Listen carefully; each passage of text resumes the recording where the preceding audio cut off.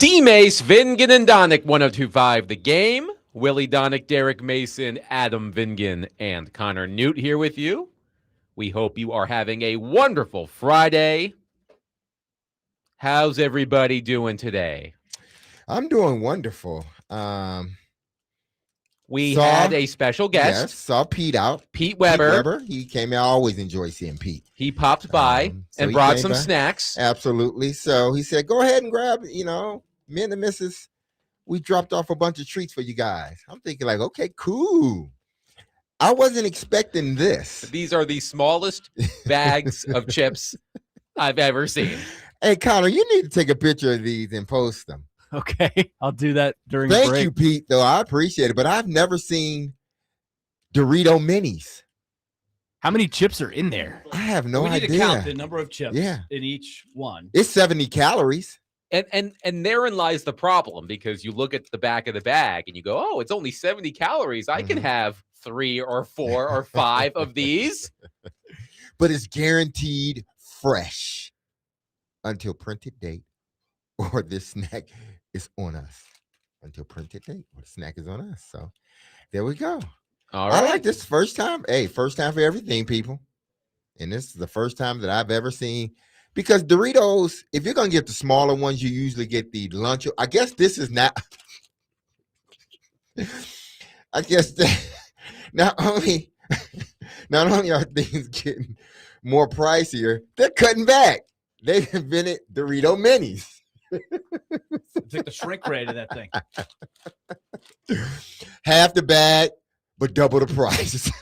It looks like in Back to the Future 2 when they put the pizza in the oven and it just expands to the full-size family pizza. Right. So maybe you should put it in the microwave and see what happens. Yeah, you may be right about that. Pete didn't tell us that. Are Doritos subject to tariffs? Could be, yes. Maybe that's why they're so small now. Yeah. All theories. We got a bunch of theories here. They opened up a bigger bag and just filled it with little ones.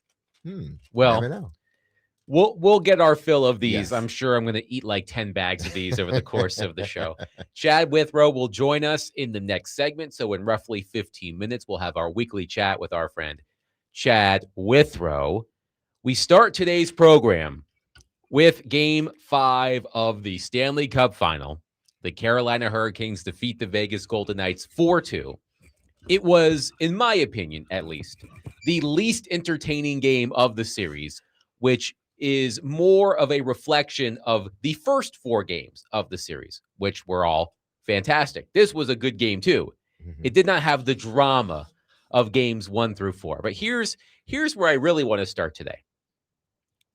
After the game, defiant as ever, Vegas Golden Knights coach John Tortorella. First of all, he was asked if he has given any consideration or considered during Game 5 of benching his starting goaltender, Carter Hart, for backup Adin Hill, who, by the way, led the Golden Knights to the Stanley Cup in 2023. And Tortorella's response was, quote, "Oh, Christ, that could be the stupidest question I've heard," end quote. Now, I can say with confidence that John Tortorella has been asked stupider questions than, did you consider pulling your starting goaltender for your backup goaltender who has won the Stanley Cup? But here is where I want to start. John Tortorella, he did not say the word guarantee, but he effectively guaranteed that the Vegas Golden Knights would force a Game 7 by saying, quote, "We'll be back here. We're just going to do it in a different order. I'm going to leave my clothes here. That's for sure. They'll be in the hotel," end quote. So if you're John Tortorella and you're putting your money where your mouth is, are you leaving your best suit in the hotel, or are you hedging your bets and leaving like a pair of socks? Listen, if you're leaving for a pair of socks, if you're leaving just a pair of socks, you might as well not have said it. You got to back it up. You got to leave your suit. It has to come back. It has to come back to Carolina. Coaches do certain things in different ways to try to motivate their team. That is, some coaches say one thing, and we all know this. Some coaches say one thing in front of the cameras and then get inside the locker room and they say a totally different thing. I think this is one of these times where the locker room met the microphone and it came out, because this is exactly what he was going to tell his team in the locker room. But yet he said it out to everybody else. And I have no problem with it. I really don't. That is the hope for you to come back. And you can't say, if you're going to go out on that limb, you can't say, well, I just hope we come back here and play game 7. If you started to utter those words, you got to go with it. But then you got to back it up as well. So I have no problem with this. It just puts the pressure on Tortorella and his team to make sure that happens. But for me, what I'm saying is this. If you're going to leave clothes, you're so certain you're coming back, you're going to leave clothes. If you've got to show your team, right? Like, I am going to leave my best suit, my lucky suit. This suit has been with me throughout my career. I've won it in the biggest games of my career. I am leaving it here. And hopefully, or in his words, we will be back here and I will wear that suit. Or are you like, I did leave some clothes. I forgot a pair of socks. I left my hairbrush, forgot my toothpaste. Like, I feel like you've got to up the ante here. You've got to leave your best stuff. I agree. From a karma standpoint, I think if you're going to say it, you got to be it. We've all forgotten something at a hotel room, right? Sure. And your phone charger. Room such and such. Is there a sweater in there sitting in the? Oh, yes, we've got it.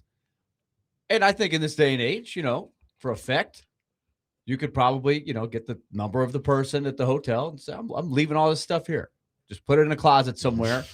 I'll be back. If I'm not, here's my address. Exactly.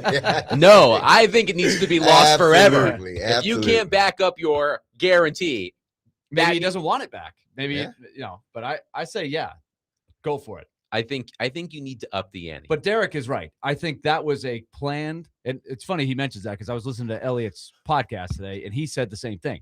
Sometimes you speak to your team through the media, like, look at Coach. He went out there. He believes in us. You know, like it's a silly little thing, but I definitely think you can't do it every game. No. But sometimes you want to say, I believe in you guys. And look at what I'm going to do. I'm going to put it out there. This is like the last ditch effort, because if they don't win, there isn't a, going back to Carolina. So you have to. It's one of those deals, like Willie said. You don't say it all the time. But you got to pick and choose when you're going to do it. You have to do it now. You have to, because even though that game was lopsided for the most part, I still thought it was a good game. It was a good game. Yeah. But if you're going to say it, you got to leave your best suit and you got to back it up. But you got to make sure that your team doesn't come out flat either. You have to. Because if they come out flat, all that stuff you said is going to be talked about throughout the game. Either of your coaches at any level guarantee a win in your days? Not publicly, but privately. Yeah, after the game in the locker room, we've had. Well, I mean, Fish even said it. I mean, Johnny, we're going to see that team again.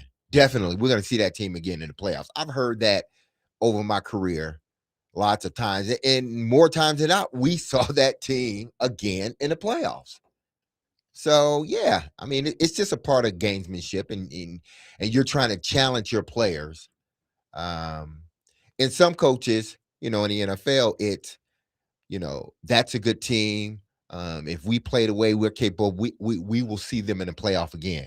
So that's like, we're both good teams. We're saying they're going to be in the playoffs, but we're saying if we continue to win, this is a team we may see in the playoffs again as well.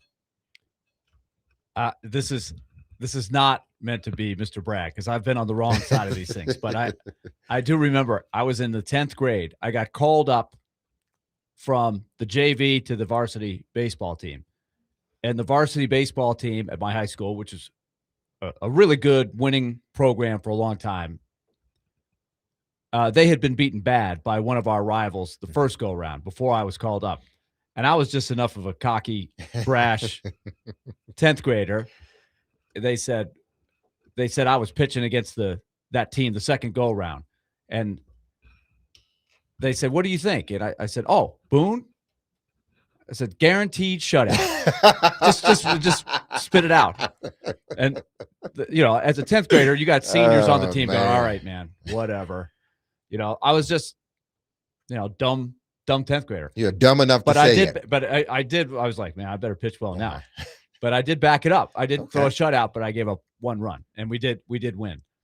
So but you can't do it every time, right? If you're always doing it, you're not going to succeed every time. You have to pick your spots where the moment feels right.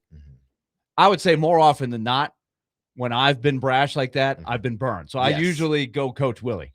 I don't know what it was when I was in 10th grade. I was that cocky and clueless, but it worked. And look, John Tortorella saying, "I'm going to leave my clothes here. That's for sure. They'll be in the hotel," isn't on the same level as Joe Namath or Mark Messier or anything like that. But I got a kick out of that quote because I'm imagining Tortorella packing up his hotel room today as the Golden Knights go back to Vegas for Game 6. And he's like, "All right, I've got to leave something here. I've got to be a man of my word." And he's got a lucky tie in one hand, and then the other, he's got like a pair of ripped boxers. All right, which one do I leave here? Because I said I was going to leave my clothes here. All right, I'm leaving the ripped boxers. But this is the thing, though. When you, and Adam, you know this, when you check out of the hotel and you're flying back after the game, which I assume they did, maybe they stayed overnight because it's a long trip. So maybe he's got some leeway there. He could then make that choice that night. But I think the situation to do it, in my opinion, as a coach or a player, when you want that, you want to jab everybody with energy when you're down on your luck or people are saying, "Oh, it's over, they're done." That's when you zap people with something like that, right? To stir belief back up in a hurry. Because there's always that you feel like you've been hit in the gut when you lose a game like that. It's 2-2. It's a pivotal game, and it was their weakest performance of the final. So I think he just felt like I want to jab my team with some energy here. I forget what movie I was watching. This is a long time ago. And they asked someone, something had happened, and they asked him, and it was a sport-related movie, I know that. But they asked the player or the coach, it was one of them, and they said, "What was the craziest thing about it?" And it was something, I forgot what it was. And he said, "Well, the craziest thing was that he said it, and that because when you say it, it's like he was crazy enough to say, we're going to be back here in Game 7. And by golly, we were back here for Game 7. He didn't say they were going to win. He didn't say they were going to win Game 7. He just said they would be back for Game 7. I just hope that John Tortorella, if the Golden Knights win Game 6 and win Game 7, in the Golden Knights dressing room, walks in like Revenge of the Nerds and holds up whatever piece of clothing he left behind, celebrating. "See, I told you we'd be back. Here are the boxers I left behind. I told you we would be back."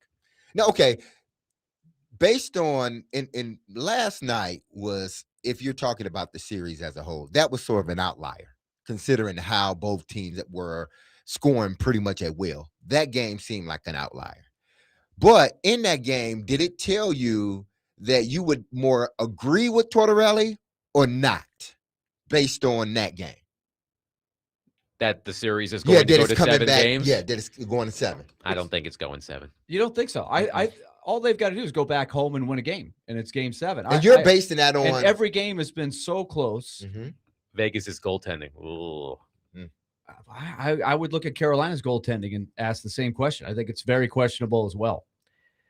I see the Hurricanes as a deeper team.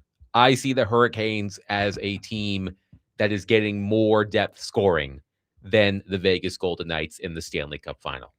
I feel like, correct me if I'm wrong, I could be missing something completely, but most of the goals in the Stanley Cup final by the Golden Knights have been scored by the players you're expecting to score goals. I'd have to look at the stat sheet. If you are now counting Brett Howden as a guy who scored so many goals, you're expecting him to score. Well, yes. Doesn't he lead the Stanley Cup playoffs in goal scoring? So I would put him on that list. He is now. During the regular season, I don't think he would be known as a goal scorer, but he has been awesome in the Stanley Cup playoffs for sure. But I think, every game's a new game. I think they can find a game where Jack Eichel breaks through and has a big night. I mean, if I'm Vegas, that's what I'm banking on. I would say we got a lot of money players here. Somebody's going to step up and come up big. And as you mentioned, the key thing is you got to get 2 good games in goal. And it was a fair question to ask. Are you even thinking about changing the goalie? This is the issue that I think is a great question. So many teams over the last few years, and we've talked about this with UC Saros and his workload, they have been trying to play 2 goalies more. And when you play 2 goalies more during the regular season, it stands to reason if you play 4 full playoff rounds and you only use 1 goalie, there's going to be some wear and tear on that goalie, especially somebody like Carter Hart, who didn't play a whole lot during the season and hasn't played a whole lot the last several seasons. So why wouldn't he show signs of fatigue? So why wouldn't you? But now they're so far down the road. I think Tortorella has just basically said, I'm going to sink or swim with it. I don't want to put a guy in who hasn't played in 2 months and Aiden Hill in there, even though Aiden Hill has won. But he set himself up. If he had found a way to get Aiden Hill into a game or 2 during the ride, it might be a lot easier for him to make the switch. Agreed? But now he's set himself up. He's got one solution here, and it's to stay with the guy who's not playing well right now. Do you think that he would get criticized more if he made the change and they lost? Yeah, I think that because that so. I think could be what he's thinking. Yeah. I came to the dance with this person. I gotta dance now. I can't leave it. I think that's what he's leave saying. Her or him.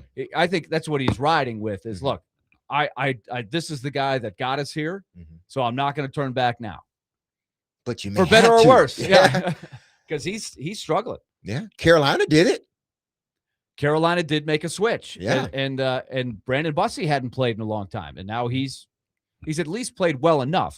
Neither team is winning because of the goalie in this series. Would you agree, Adam? That's part of the reason it's been so entertaining. Yes, the goaltending has been awful on both sides. I don't like saying awful, but it hasn't been good. It hasn't been good. 615-737-1025. We'll get back into the Stanley Cup final as well as the NBA finals later in the program. We do have a fun question related to the Knicks and the Hurricanes being on the verge of winning their respective leagues championship this weekend. 615-737-1025. But coming up next, our buddy Chad Withrow will join us. We'll get into all of the belly aching about Cam Ward at Titans OTAs, Brendan Sorsby, and more with Chad Withrow coming up next. 615-737-1025. Today, the Nashville Sounds take on the Durham Bulls at First Horizon Park. First pitch is at 6:35 p.m. You can catch all of the action on 94.9 The Fan, presented by Twin Peaks Family Leisure, Maple Street Biscuit Company, and Social Cantina.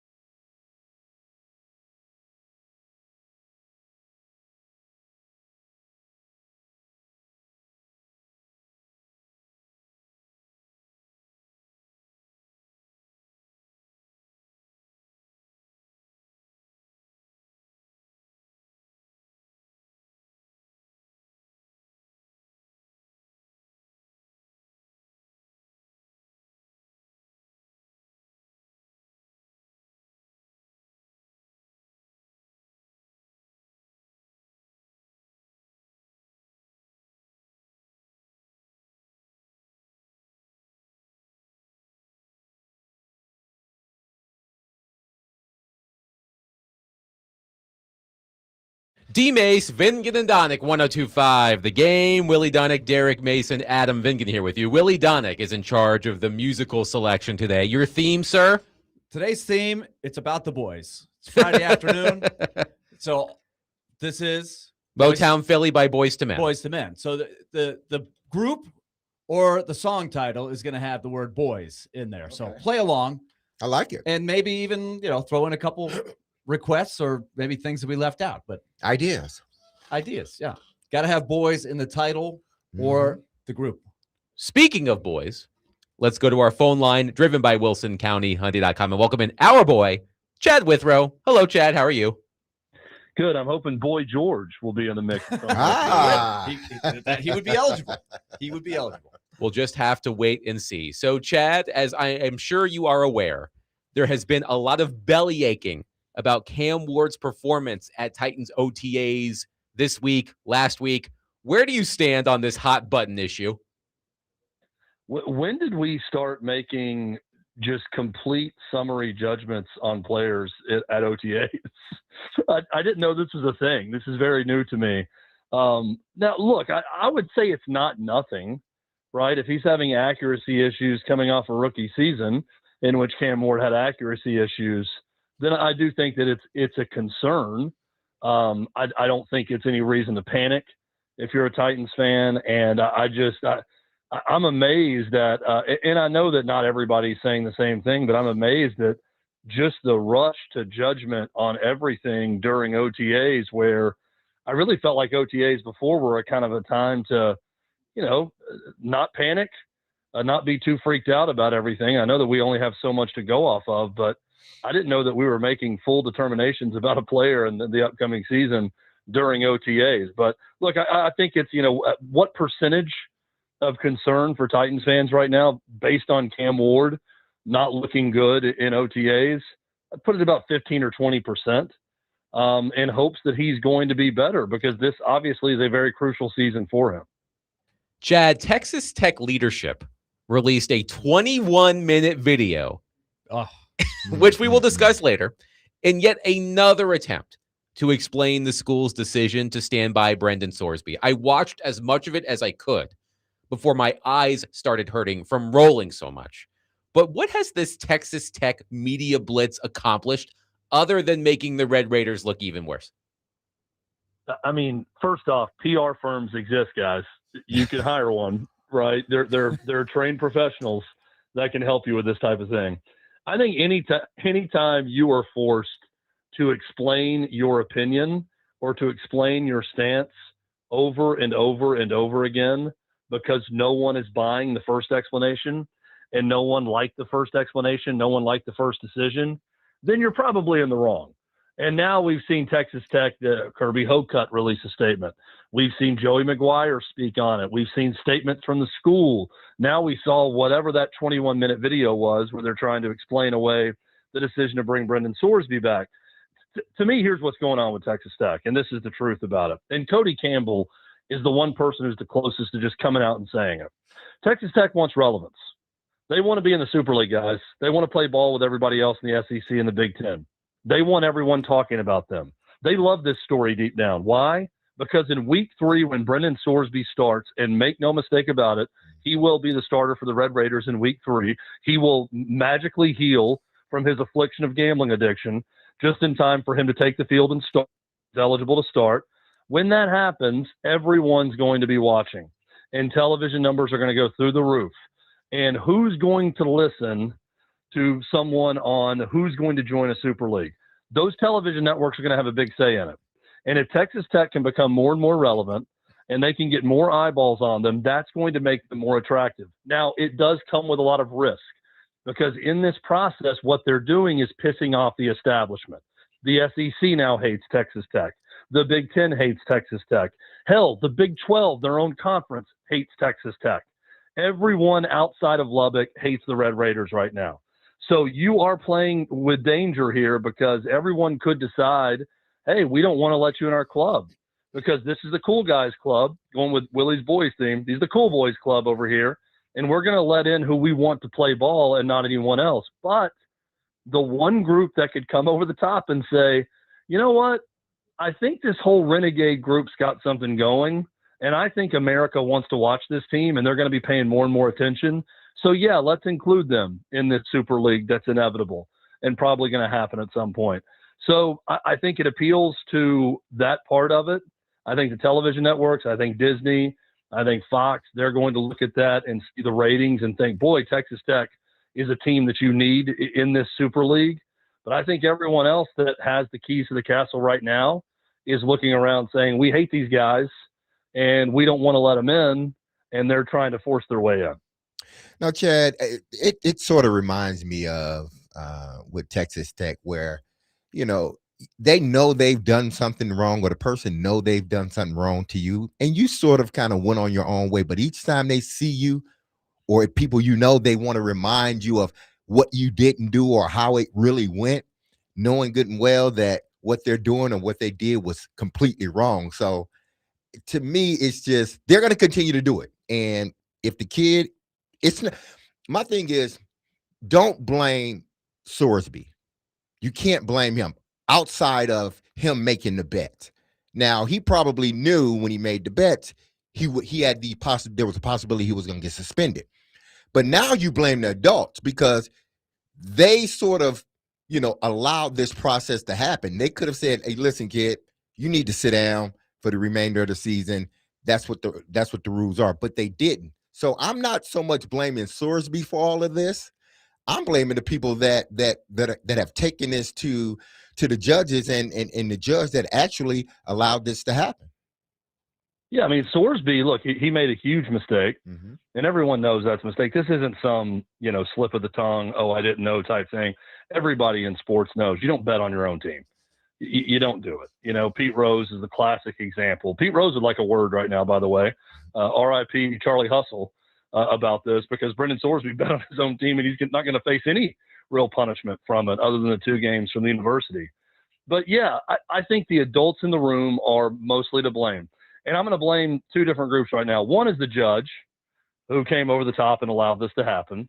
And 2 is Texas Tech University and the powers that be there that are going to allow him to play. And here's the weird spot we're at in college sports right now, DMase, that I don't know how we get out of. This sport is legislated by a bunch of judges. It's a bunch of local judges that decide. Joey Aguilar's judge decided he can't play. Good. That's the right decision. He shouldn't be allowed to play, right? Other judges, Diego Pavia's judge says, hey, you didn't make money as a JUCO player. You have the right to come back for another year and make money. We agree with that argument. Brendan Sorsby's judge, you can't stop this kid's ability to make money and to play. You can't regulate that, right? So who has the power in college sports? The question that keeps getting thrown around. It's these judges. These judges can decide whatever they want in every jurisdiction, and then that's the law, and that's what they have to go by. Now, the university, Texas Tech football, Joey McGuire, Kirby Hocutt, everyone could come back and say, yeah, we're not going to do that. We're going to stand for a little bit more, and we're not going to go down this slippery slope. But they're not going to do that because they know they're much better with Brendan Sorsby at quarterback, and they're just going to continue to fall back on there's no rules, guys, so we're just going to lean into it, and we're not going to have any rules. But the moment that you start having these situations where the integrity of the game is in question, and look, I know that he bet on his team when he wasn't playing at Indiana and all of that, but when you allow someone to do that, guys, that's where this sport may not be as popular 5-10 years from now. That's where you have to get regulation and control, because if you question the integrity of the sport, you got nothing. You lose the whole meaning and basis of sports and being a fan, because you want it to be unpredictable. You don't want people to be on the take. You want to believe that both sides are giving their all. You want to believe that the refs, officials, everyone, that they're doing the best job they can. And the moment you lose that is the moment you lose everyone. Now, you're right in what you said earlier. They're pissing everybody off. The Big Ten, the SEC, even people within their own conference.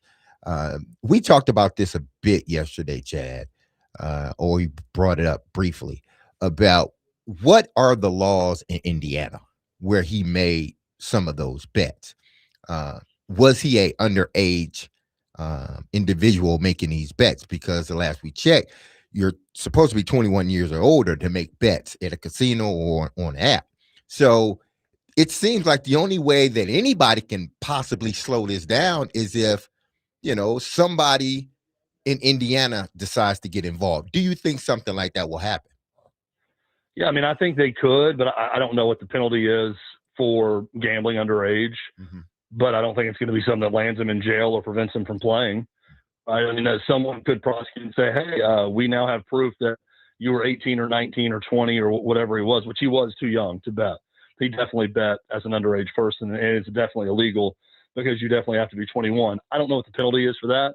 But, I mean, if Texas Tech is going to go find a judge that's going to say he can play after betting on his own team and all the issues that he had, I don't think they're going to have any issue playing him with whatever type of fine he's forced to pay because he bet as an underage person. I just – everyone's trying to, make this apples to apples across the board, or, even Cody Campbell coming back and talking about Georgia and saying, how many guys have you had arrested over the years at Georgia? Like, yeah, that's bad.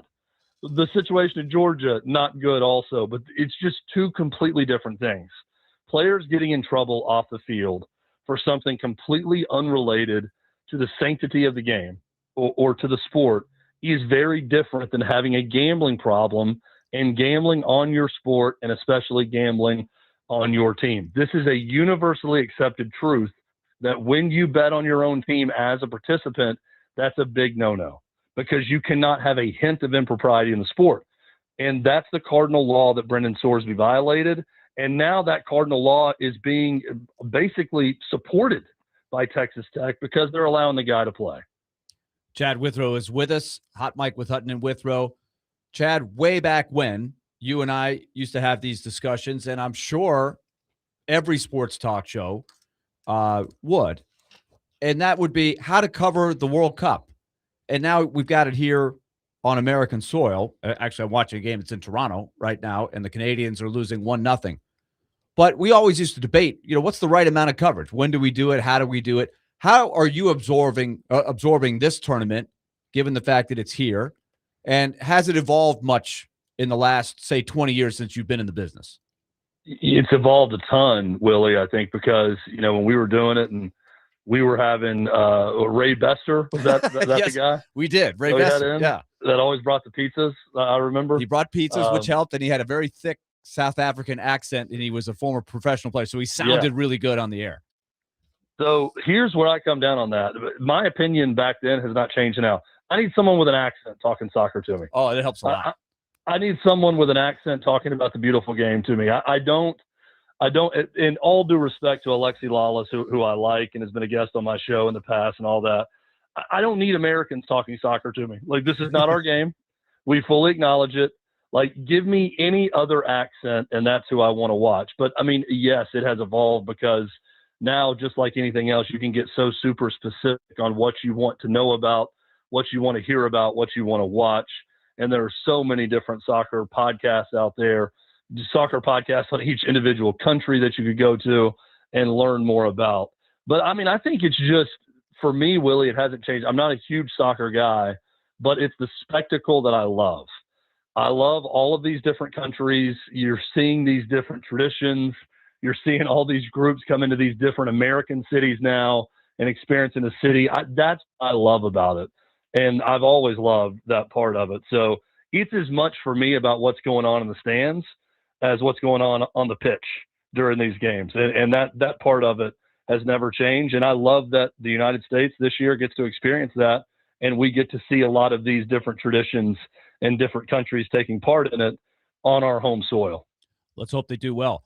Chad, before we let you go, I had actually seen a couple of clips of this before Chase told me your angle on this, but tell people what you did with Chipper Jones and what Chipper Jones is doing right now, analyzing young players' swings. Yeah, it was one of those moments where I felt like I was the only person on the internet.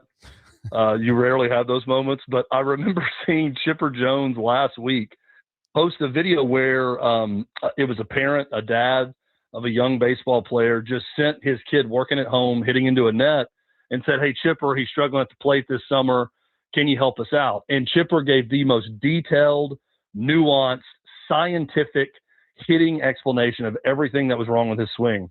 and what he needed to work on. And I remember showing some of the parents. I coach my daughter's travel team, and I'm showing them this weekend. We had a tournament. I'm showing them this explanation, saying, "How cool is this that Chipper Jones did this?" So I took a shot at it. On Monday, I was at my daughter's hitting lesson and got her in the cage, and she's getting pitched to. And I took a couple videos of her swing, sent it to Chipper Jones, and said, "You've done this with baseball players. How about softball players?" And he gave my 11-year-old Evie the perfect bit of instruction on what she needs to work on and what she needs to watch for about swinging through the center field wall, finishing the swing, not letting the swing dip west and thinking east or thinking north with her swing. It was fantastic, and I really appreciate Chipper Jones for doing it. And Willie, I've heard from so many people about it that just thinks it's the coolest thing. And I'm explaining to my daughter, who obviously, she wasn't alive when Chipper Jones was playing, but I'm like, this is a Chipper Hall who? of Famer. Evie. Yeah, this is. She knows the name because one of her teachers is a huge Braves fan and had a pet in the classroom named Chipper. So she knows Chipper Jones based off the namesake of the classroom pet. But that's the extent of her knowledge. I'm having to explain. This guy's in Cooperstown. He is a Hall of Famer. He is an all-time Brave. He's an all-time hitter. And it was really cool to see that response with Chipper Jones giving detailed instruction to my daughter. So I recommend, hey, if you want to try it, everybody else go out there, take a video, send it to Chipper, and maybe he'll respond and give your kids some tips on hitting. Chad Withrow has been our guest on DMase, Vingan, and Donick. He joins us every Friday afternoon. Chad, as always, a pleasure. We'll catch up next week. All right, guys. Have a great weekend. I'll give you an update next week if Evie took the hitting tips and got better. Yeah, at if the she plate has a 4 this for weekend in 4, our Chipper's tournament. going to have more videos that he can count, I think. Yeah. She did have a 3-run homer last week. Okay. But if she extended that swing the way Chipper said, I think she's getting it even further over the center fielder's head. So that's what we're working on this week. Nice. Thanks, guys. We look forward to the update from Chad Withrow. Now, Willie, would you do that? Noted Mets fan, Willie Donick. Would you solicit Ooh. hitting advice from Chipper Jones? Hey, Chipper Jones, switch hitter, Hall of Famer. I think it couldn't hurt. I just think it's cool that he's doing that. But He's you would taking feel a little dirty about a little it. bit because a little dirty. the Mets, and this is the thing, he used to eat up the Mets, eat them up, and the Mets were good during a lot of those prime years when Chipper was in his prime, and the Mets fans would chant his name, his real name, Larry, over and over, Larry, and you know what? It didn't faze him at all. He ate the Mets for breakfast. 615 So yeah, I would feel a little bit bad. I was like, bad memories. 615-737. Oh, Canada has tied it in the World Cup. Toronto's going crazy. Forget about the Maple Leafs. It's all about the red Canadian jerseys. Take in that. Soccer. Take It's a beautiful game. Take that, Bosnia. 615-737-1025. Coming up next, one of Robert Sala's answers yesterday about Cam Ward has been making the rounds. As I said to Chad Withrow, we've been doing a lot of belly aching about Cam Ward's performance at OTAs. We'll play the clip coming up next. 615-737-1025. Willy Donick, Derek Mason, Adam Vingan, 1025 The Game.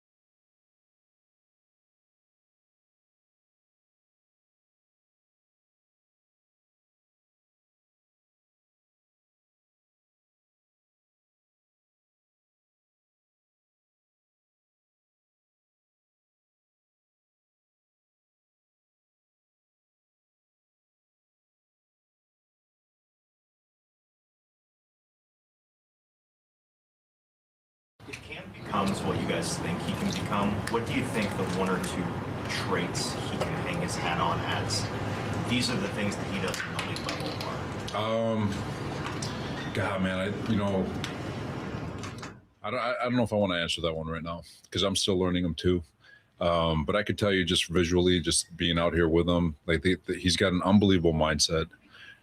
He is fearless. He really can move on to the next play no matter what happens the play before. His arm talent is ridiculous. So as he continues to develop, and his communication with Dayball too, like he's been awesome in that regard. But he's a playmaker. Like in all our move the ball periods when we go unscripted, I think that's where he shines the most. And I think he shines in those moments because he's just playing football,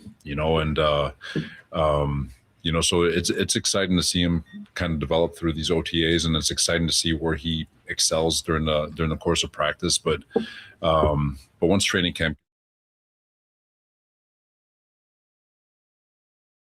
That was Robert Saleh yesterday. The boys are back in town, indeed. Oh, yeah. Willy Dunnick, like Derek Mason, Adam Vingan.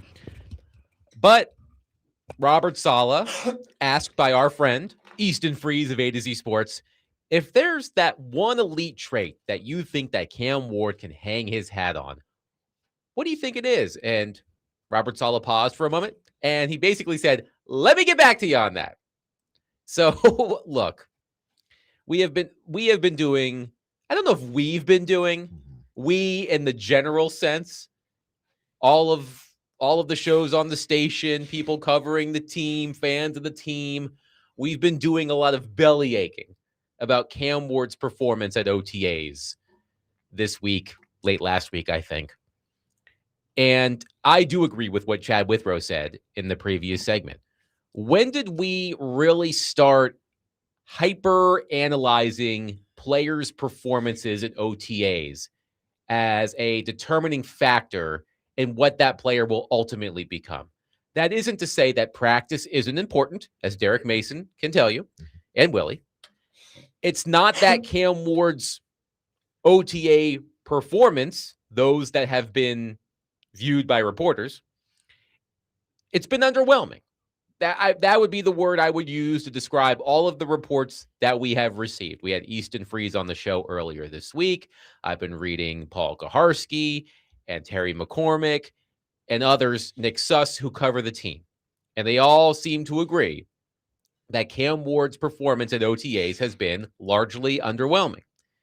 But I'm just wondering if we're sort of losing the plot here. If you're concerned about Cam Ward's performance at OTAs because of how Cam Ward performed last season, I think you're well within your right to feel that way. But I feel like we are so quick to make sweeping generalizations or sweeping declarations, rather, on a player's performance based on practice that I think we're, as I said, losing the plot a little bit. Do you guys agree? Yeah, I mean, it's hard to make a complete evaluation or one way or the other on an individual under this circumstance. Again, I don't think people are really taking into account what, like, the changes that have been made on this team, philosophy standpoint, roster standpoint. There are a lot of things, and it ultimately it affects the quarterback in ways that we may not be able to see. For example, you look at Cam Ward at the beginning of the year last year, and you saw that he was off. You saw that things, and then in the second half, for whatever reason, and we can attribute some of it to, the coaching staff being different and the philosophy, how they were going to approach the offense is different. But you start to see him figure some things out with his receivers, figure them out. And he started to get a little better. And then you think the next season, okay, learns the playbook. He knows these guys a lot better. He should be able to pick up where he left off. Nope. We can change the whole playbook. We're giving you 2 brand new wide receivers. And then now you got to factor that in. Again, does he need to get better? Yes, he does need to get better. But he also has proven that once he learns the system and get comfortable in the system, he starts to show his true talent. A player can't play to his ability if he's still thinking about the playbook. If he's still thinking about, am I doing the right things? Am I seeing the right things? You become the best player you are when you fully understand what's going on. You fully understand the playbook. That's why a lot of guys come in and they struggle their first year. Why? Because they're learning a whole new playbook on top of other stuff. And then some guys tend to get a little bit faster than the others.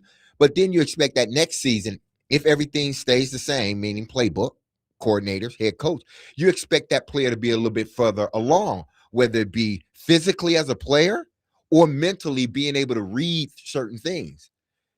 Cam had to start over again. And that's why I said, let's wait. Let's wait until we start getting into the camp when the fire starts, when we got to turn up the oven a little hotter. Let's start evaluating him based upon that.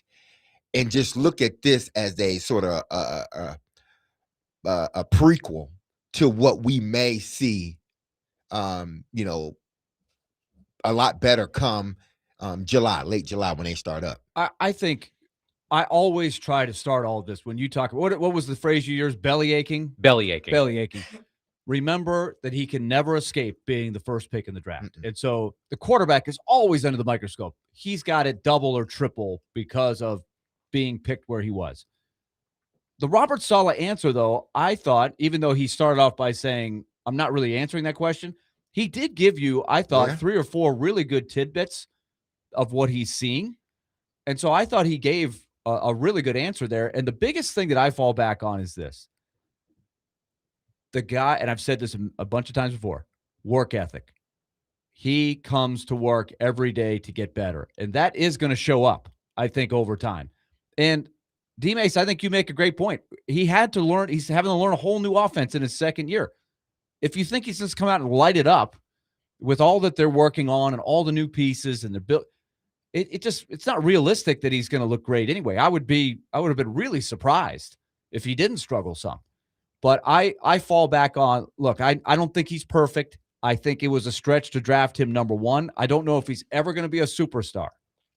But I think he can be a winning quarterback, and I think the biggest thing he's got going for him, he does have a certain amount of talent. You heard him, or Robert Saleh talk about the arm strength, but he's not going to fail because he doesn't work at it. And I think when you do that, you're going to reach your potential. 615-737-1025. If you want a bellyache about Cam Ward, you can call or text us at 615-737-1025. Mandatory minicamp starts next week, so that will be interesting as well. 615-737-1025. But coming up next, in addition to your reaction on Cam Ward, I do have a question for Willie and Derek and all of you. With the Knicks and the Hurricanes 1 win away from winning their respective league championships. We'll discuss that coming up next. 615-737-1025. Willie Donick, Derek Mason, Adam Vingan, 1025 The Game.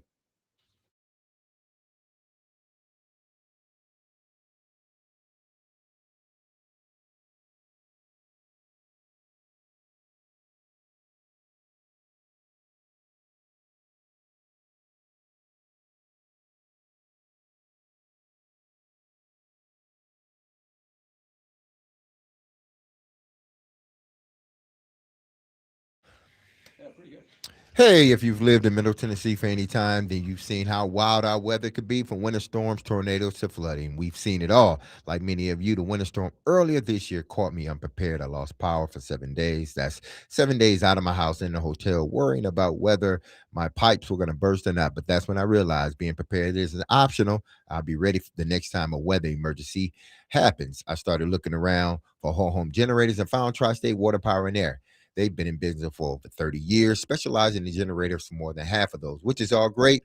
But the reason I chose to call them and then go with them ultimately was because of the reviews and the confidence of other homeowners shared with their experience with Tri-State Water and Power and Air. When Tri-State came out to the house, they did a free on-site assessment, made sure the generator fit my home for me and my family's needs. The things I appreciated the most was they didn't try to oversell me, got straight to all of the answers to my questions, turnkey, and they handle everything from installation to long-term services. If anything ever goes wrong, I'm not calling around, which I hate to do. I'm making one call, and that's the Tri-State Water, Power, and Air, because they've got me covered, and that's the kind of relationship I want, and I know that's the kind you want. So look, the weather isn't slowing down. It's been raining the last couple of days off and on, so be ready. Call Tri-State Water, Power, and Air today to protect your home and your family. You can find them at tristatewhywait.com. That's tristatewhywait.com.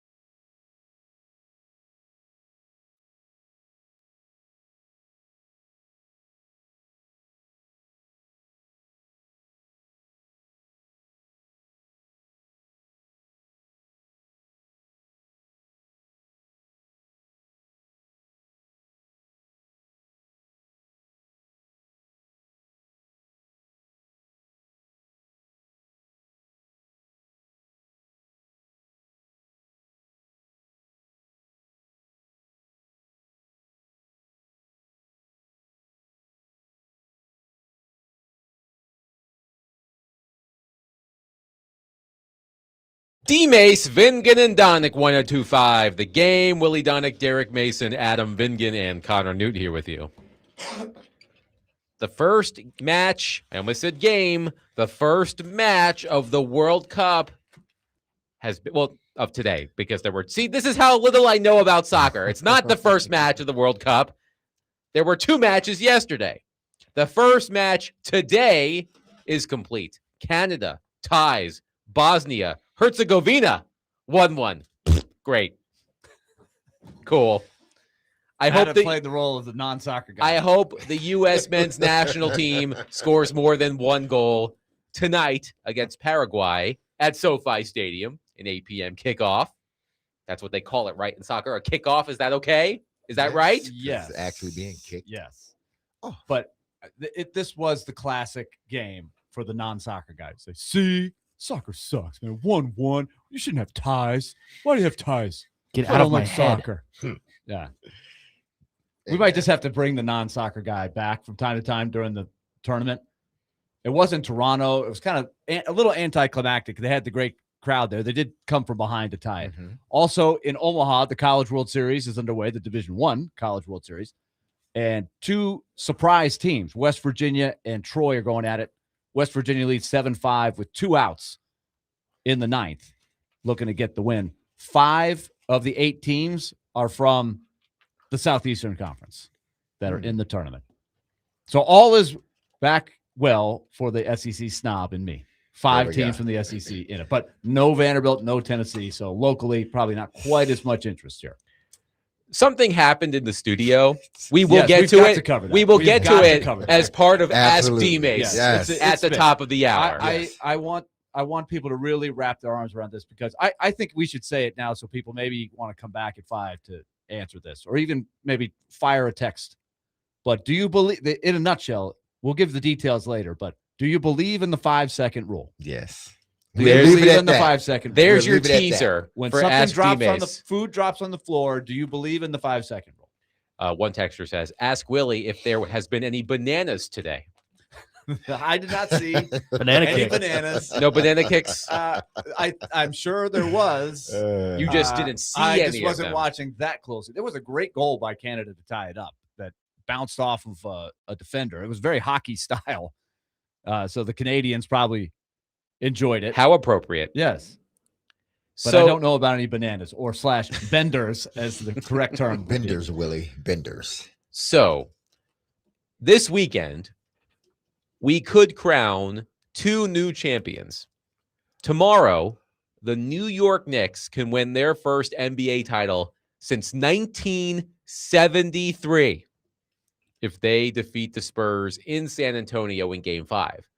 On Sunday, the Carolina Hurricanes can win their first Stanley Cup since 2006 if they can beat the Vegas Golden Knights in Las Vegas on Sunday evening. And it got me thinking, because those are some big gaps between championships. 20 years for the Hurricanes, more than 50 years for the New York Knicks. And I saw one of the funniest videos I have seen in a long time. I sent it to y'all today. And I had to make sure it wasn't AI, because you never know these days. But I've seen it captured from multiple angles. There was a Knicks fan celebrating with a bunch of other Knicks fans in the street in New York after the Knicks came back to win the other night. This Knicks fan blindly throws a traffic cone over his head, and it lands perfectly on another fan's head. And we've confirmed that It's this not is AI. I have seen videos with multiple angles Okay. of this So we feel pretty good. amazing feat. I am pretty confident that it is real.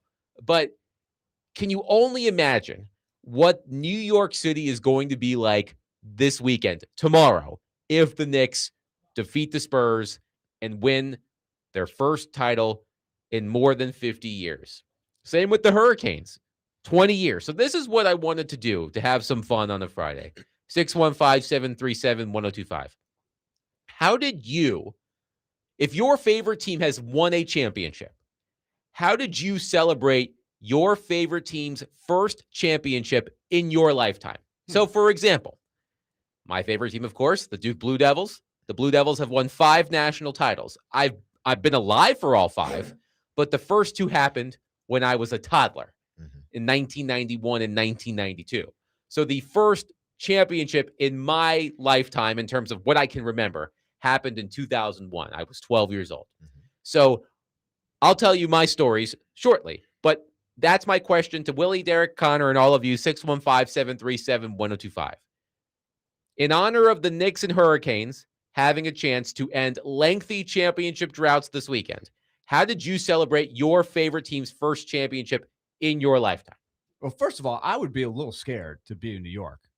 Scared? Well, I mean, they're going to go berserk. Yes. It'll be Gotham They've City. already been going berserk.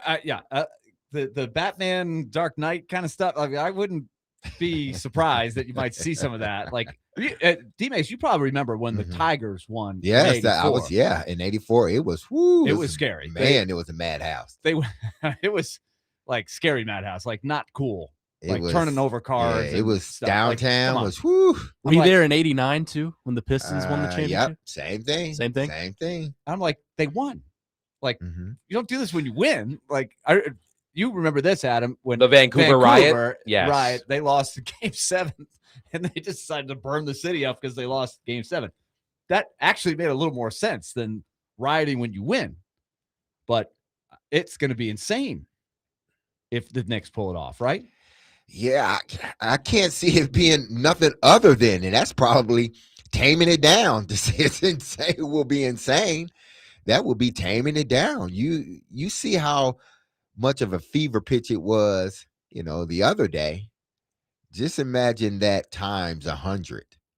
If indeed they do. The only good part about it is if they win, they would not have done it at Madison Square Garden. So then the fans have to wait really, but if this thing got to another game, it got to a 6th game, and they win at Madison Square Garden, they may take the Garden down, man. They may lift up the Garden and throw it in the water. What's the little area? In Hudson? The Hudson. Yeah, they may throw it in the East River. They may everyone may pick up MSG and find some way to throw it in the Hudson. I remember this one, Derek, when the Lakers first won it with Kobe. I don't know, was it 2000 maybe? Does that sound right? 99 or 2000? They won 3 in a row. It was Kobe and Shaq. They hadn't won it in a while. And then he won it with Gasol. Yeah, that was a few years later. Post Shaq, they had Pau Gasol, who they got from the Grizzlies, remember? But I remember this huge bonfire that they built, and it kept getting bigger and bigger. I'm like, is somebody controlling that? Like, because it became like there was a big circle of people that gathered around this thing, and I'm like, this could be bad if this gets out of control. But they did it. Like, just different visuals come to mind. For me, Adam, 86 for the Mets, obviously, I was a teenager, but it was weird for me because, first of all, our family had moved from New York, and so I wasn't with other New Yorkers. I was one of the few Mets fans in my neighborhood, and really, my parents were not Mets fans. It's not like we had a family full of Mets fans. My little brother, kind of a Mets fan, but not into it every pitch. Like, I was watching that series by myself, mostly. So I wanted to celebrate. It was like, hey, the Mets. You had nobody to celebrate with. Like the next day, it's going, hey, Willie, the Mets won. Great. I was like, yeah, man, come on. And then the one that I remember, too, when Vanderbilt's baseball team first won the national championship. It was the first national championship that the school had won in baseball, for sure. I was watching with my dad and my son. That was really cool. We were watching. We actually drove all the way to Omaha to watch the first game of the tournament, and that's the only game we could catch. We had to come back. We went to a Cardinals game on the way, but it was a great bond, 3 generations, and so that was very fulfilling for sure. But it's not like we went out and partied or anything like that. It was late at night, when it happened. It was special. I'll never forget it. But I don't have any great stories for that. So, Adam, what you got to bring us home here? What do you got? You didn't. I mean, with mine, I'm a Laker fan, and it's almost like Willie. there wasn't many Laker fans around. My house was. I loved the Pistons, but I was a Laker How did fan. you become a Lakers Magic fan? Johnson. Okay, Just Magic. that makes sense. That, Michigan that State. whole, Okay, that whole era. I'll sort of Yes. allow it. So my family, my dad, they were Piston fans, even though I was too. But I didn't celebrate a lot when the Pistons beat the Lakers. I was happy, but they beat my team, you know. And then when the Lakers won, I was really happy, but I'm really the only person that's happy in the house because I'm the only Laker fan. Now, the Lions, I mean, they never won a championship. The closest thing was the Tigers. But then I was young then. I wasn't doing nothing much other than, just being happy. Connor was like 6 when Kentucky last won a national championship. Is that correct? I was 7. Oh, I was close. Both of I've been alive for 3 championships across all of my teams. The Cardinals won in 06. I was 2, so I don't remember any of that.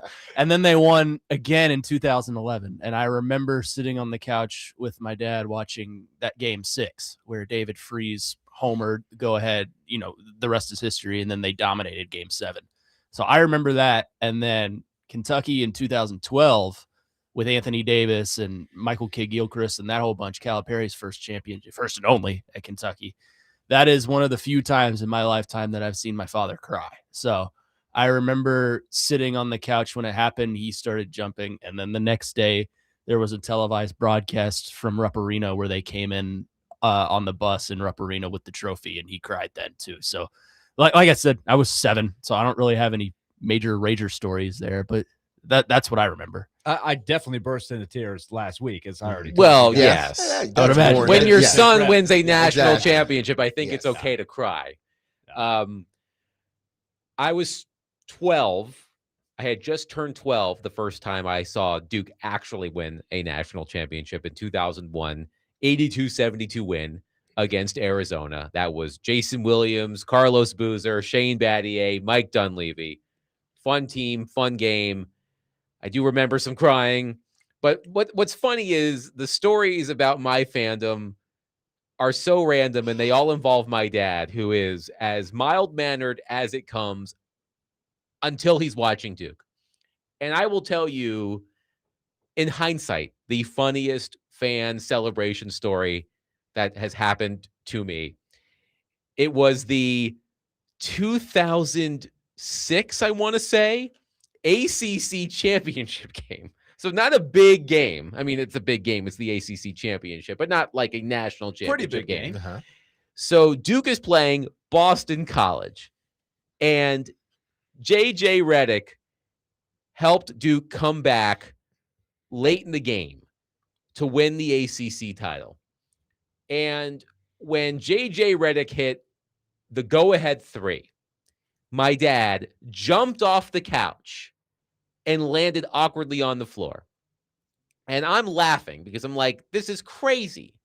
My dad is on the floor because of a 3-pointer made in the game. And I'm laughing, and I'm waiting for my dad to stand up. And he's like, I can't move my foot. Ooh. My dad jumped so high and so forcefully, he tore his Achilles tendon Ooh. and had to have surgery that night. We waited until after the game, and then we went to the hospital where my father underwent Achilles surgery. Oh, Surgery. man. Ooh. Yes. He ruptured the Achilles. He ruptured his Achilles Ah, In a watching celebration. an ACC championship game gosh. and celebrating. That's hardcore. He's also broken some remotes, but to this day, he hasn't run into JJ Redick in the past 20 years. But if he does, he's prepared to say, "Yo, me and Achilles." But I am wondering what will happen if the New York Knicks. History suggests the Knicks will win, of course, the NBA title. But it's gonna be so interesting just because, again, it's been 50 plus years.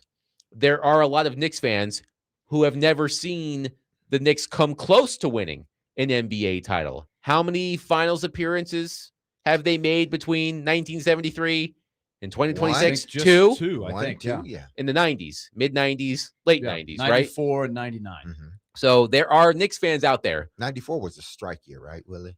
No, 99 was. When I know, okay. Or a lockout. Lockout, yeah. There are Knicks Players always fans say, it out was a there. lockout. It wasn't Yes. a strike. We didn't Strike, strike. It was a lockout. lockout. They locked us out. There's a lot of pent up, not frustration. There's a lot of there's excitement out there. So if the Knicks win tomorrow, I will be spending tomorrow night on social media looking at Yeah, all the of the craziness. videos from New York City. Like, for example, the iconic Mhm. people that walked, as we called for it, Derek, on the show Yeah. at the time. If Vanderbilt beat number 1 Alabama, Oh, yeah. the goalposts are going into Cumberland. Oh, And yeah. by golly, they did that. They took- listened. They heard us. And they walked it all the way down Broadway. There were some great aerial shots of that on the internet as they walked it right into the Cumberland. Then they rescued the goalposts out of the Cumberland. And they sold some of it. to sell them off to pay Diego Pavia and some other people. Here's my prediction. Uh, If the Knicks win this weekend, a street meat cart will be set ablaze. There will be a video of a hot dog cart, a pretzel cart, whatever, on fire. That's a good I bet. Man, I don't even want to think what could possibly, and none of it may happen, but I'm just thinking like, man, because I'm sure Knicks fans and New York fans, they think they deserve to win. Like, we deserve to win this is our championship. It should have been ours a long time ago. So if they do win, oh man. Well, let me ask you guys this. Do you think that if they win on the road at San Antonio, it'll be quite a bit different than if they win in Game 6 at Madison Square Garden? I'm picturing at MSG, it's such a centrally located place in Manhattan. The amount of people that will be around it, near Times Square and all those blocks in Midtown, my gosh, that will be quite the visual, as opposed to if they win in San Antonio and everybody's kind of watching at home. I'm sure there'll be a watch party of some sort. Oh, in different places. MSG will be packed. Are they I'm doing sure. that? I haven't I heard it, assume but they are. I assume they would open up the doors and sell a ticket for $2,000. Not even that much, like $5 $2,000. a ticket, somewhere like that. I don't know. They may sell it for I think they want to $2,000. weed out some people, and they're going to Yeah. charge something. I don't know. That's a great question of what they're doing for that. But you think about, like, if the Yankees win or the Mets win, their stadiums are out away from a lot of people, and they're not like both Citi Field / Shea Stadium before and all the versions of Yankee Stadium in the Bronx. They're not like Wrigley Field or Fenway Park right in the middle of the action. Yeah. They're kind of remote. So MSG being where it is sets up for a really big visual around it if they win, especially there. 615-737-1025. We could see 2 new champions crowned this weekend. Game 5 of the NBA Finals tomorrow. Game 6 of the Stanley Cup Final on Sunday. 615-737-1025. Coming up next, Texas Tech, as Chad Withrow said, as I said yesterday, there are PR firms out there. And Texas Tech has done it again. But I'm also going to play contrarian on something related to Texas Tech. We'll get to that next. 615-737-1025. Willy Donick, Derek Mason, Adam Vingan, 1025 The Game.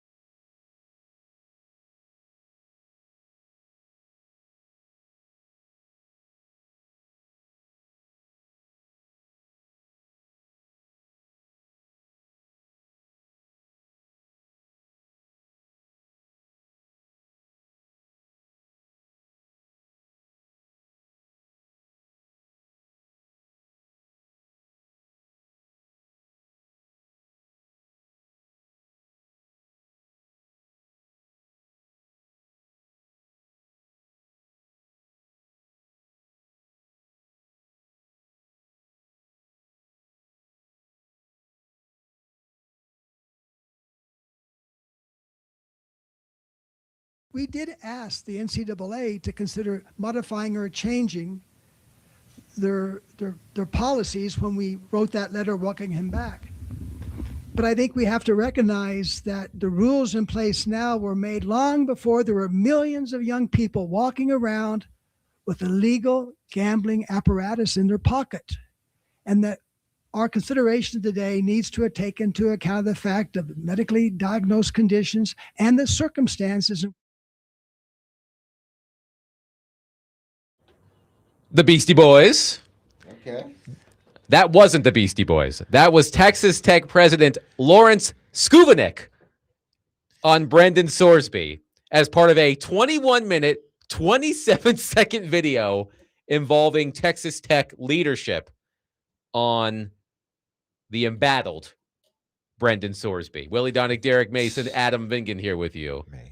You've got to keep in mind the rules were made before people had betting apps. Yeah, and now we completely think it's okay to bet on your team and fix games. Is that because if we can all bet on our phones? It just doesn't. Man. No matter how you say it, how many times you say it, it's not the truth, man.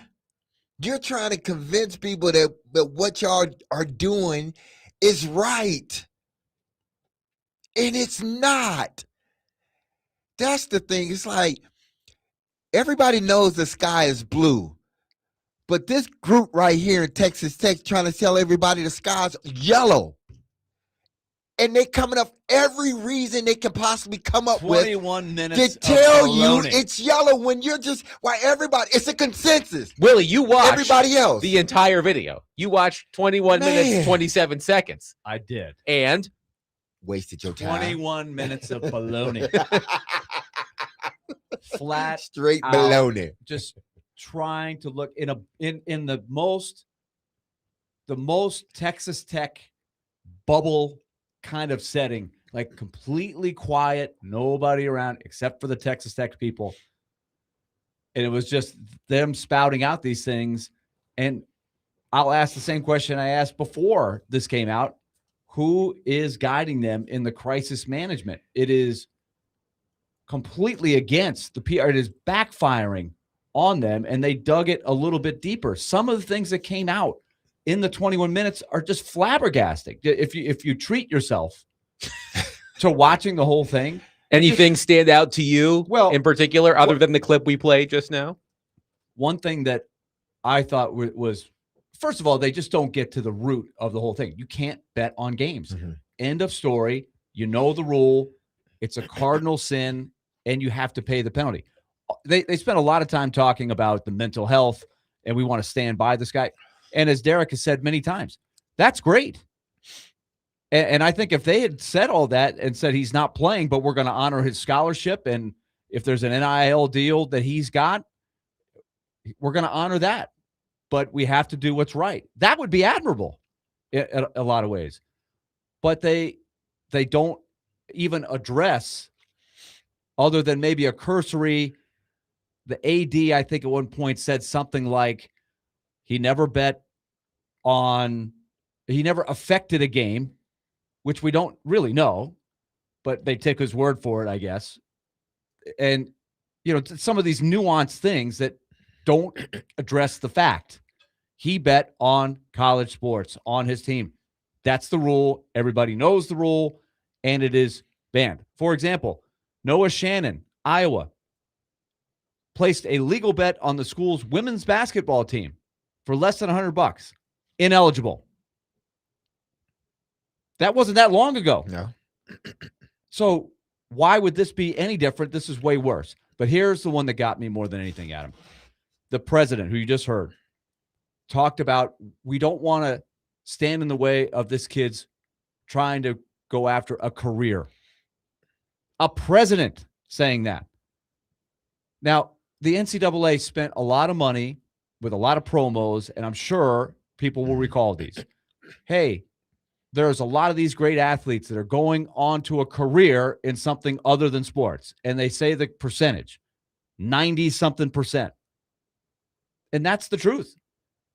And I know some people will say, well, he does have a possible career in football. Yeah, but that's not what college is set up for. I never thought I would hear a president say that you're only coming to Texas Tech to pursue a career in football.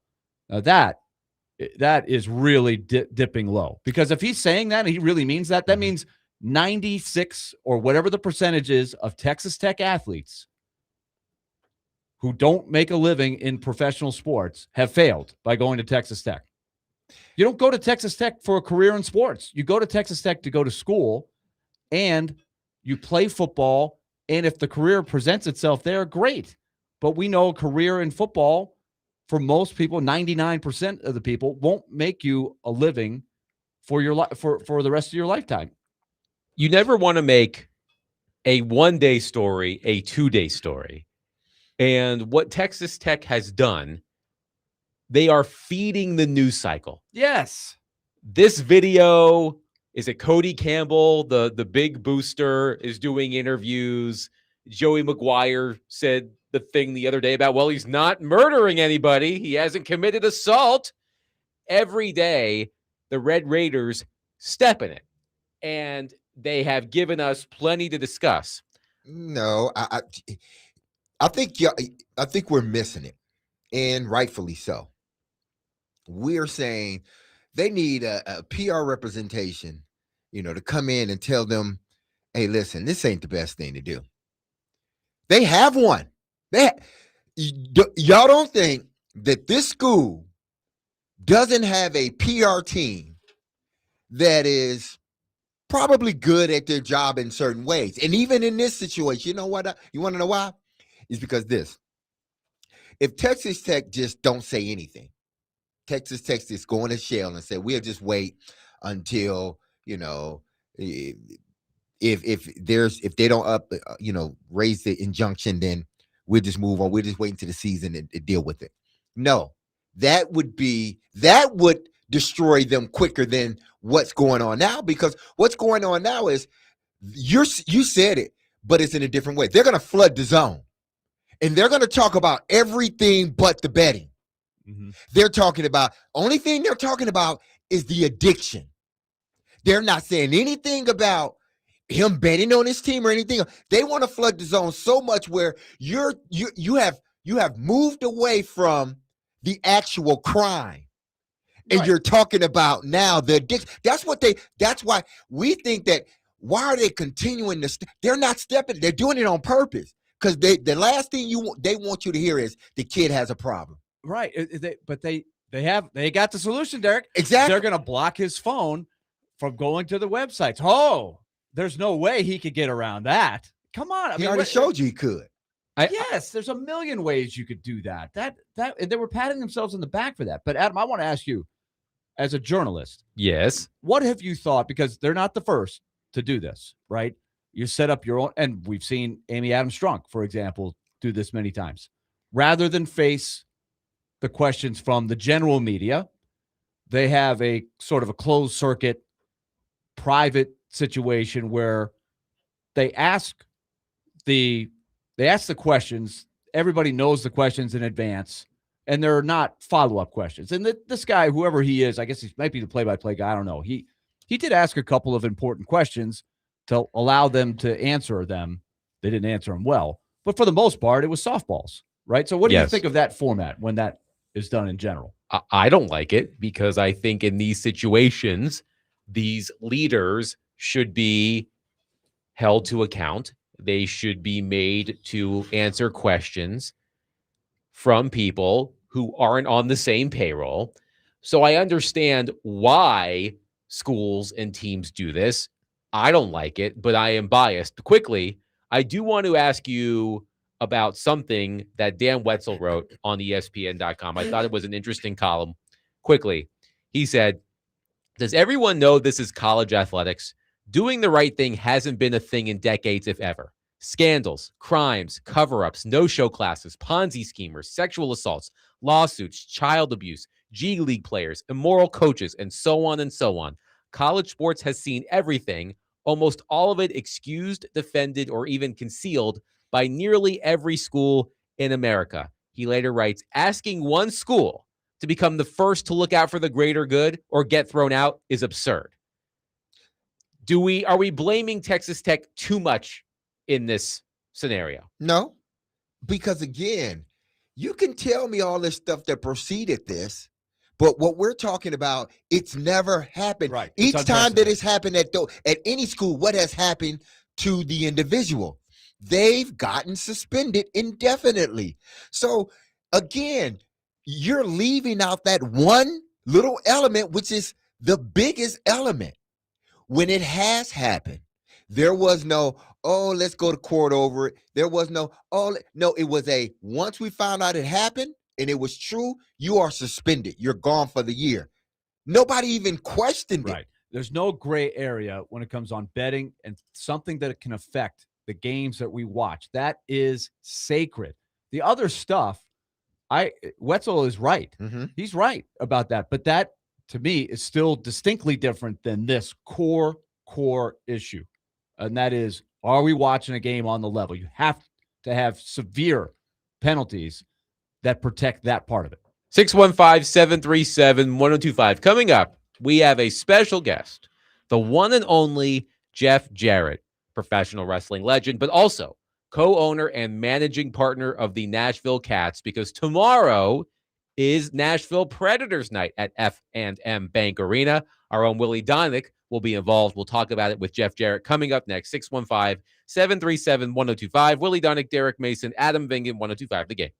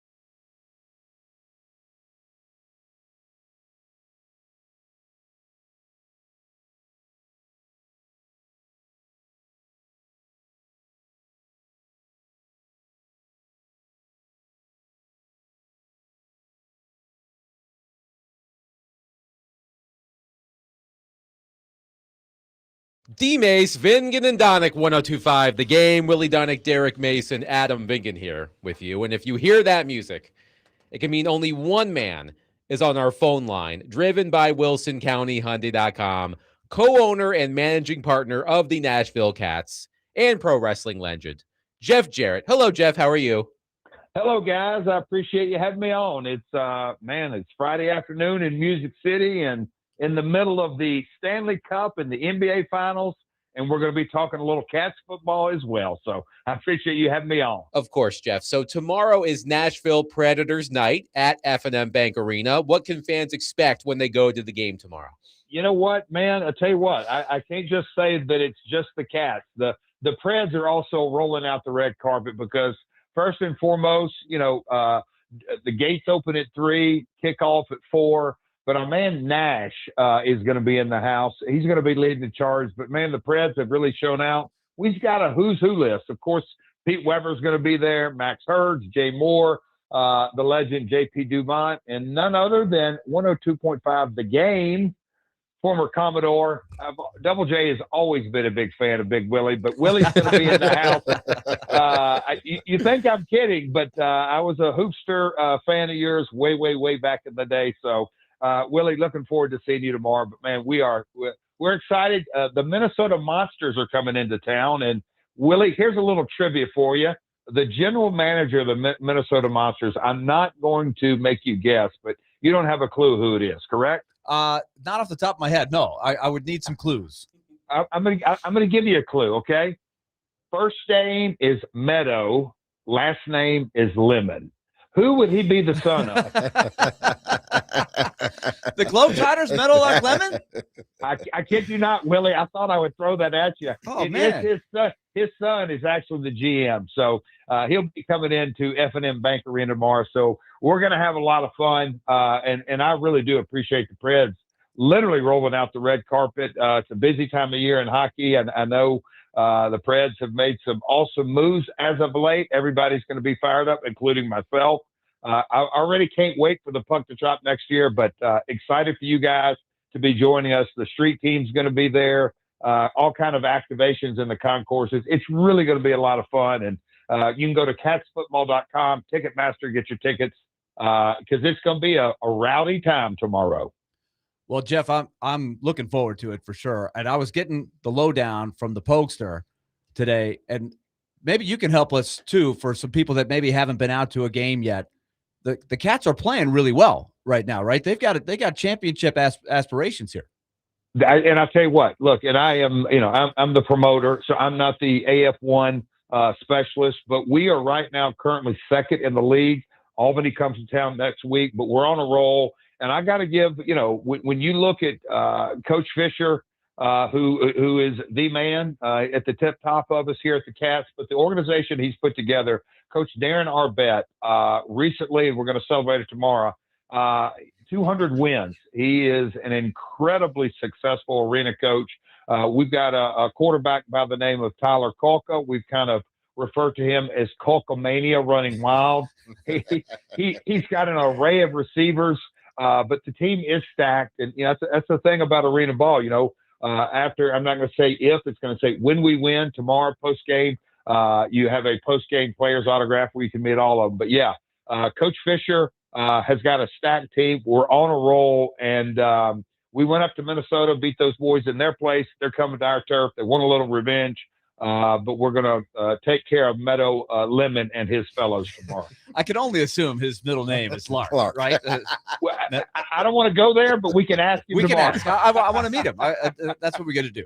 So, Jeff, how has it been in Clarksville? Because that is such a beautiful building. I can remember way back when they actually broke ground on F&M Bank Arena. And now here we are, and the Cats have become a main tenant along with Austin P and all the other things they envisioned there. But how has it gone with the fan base in that venue?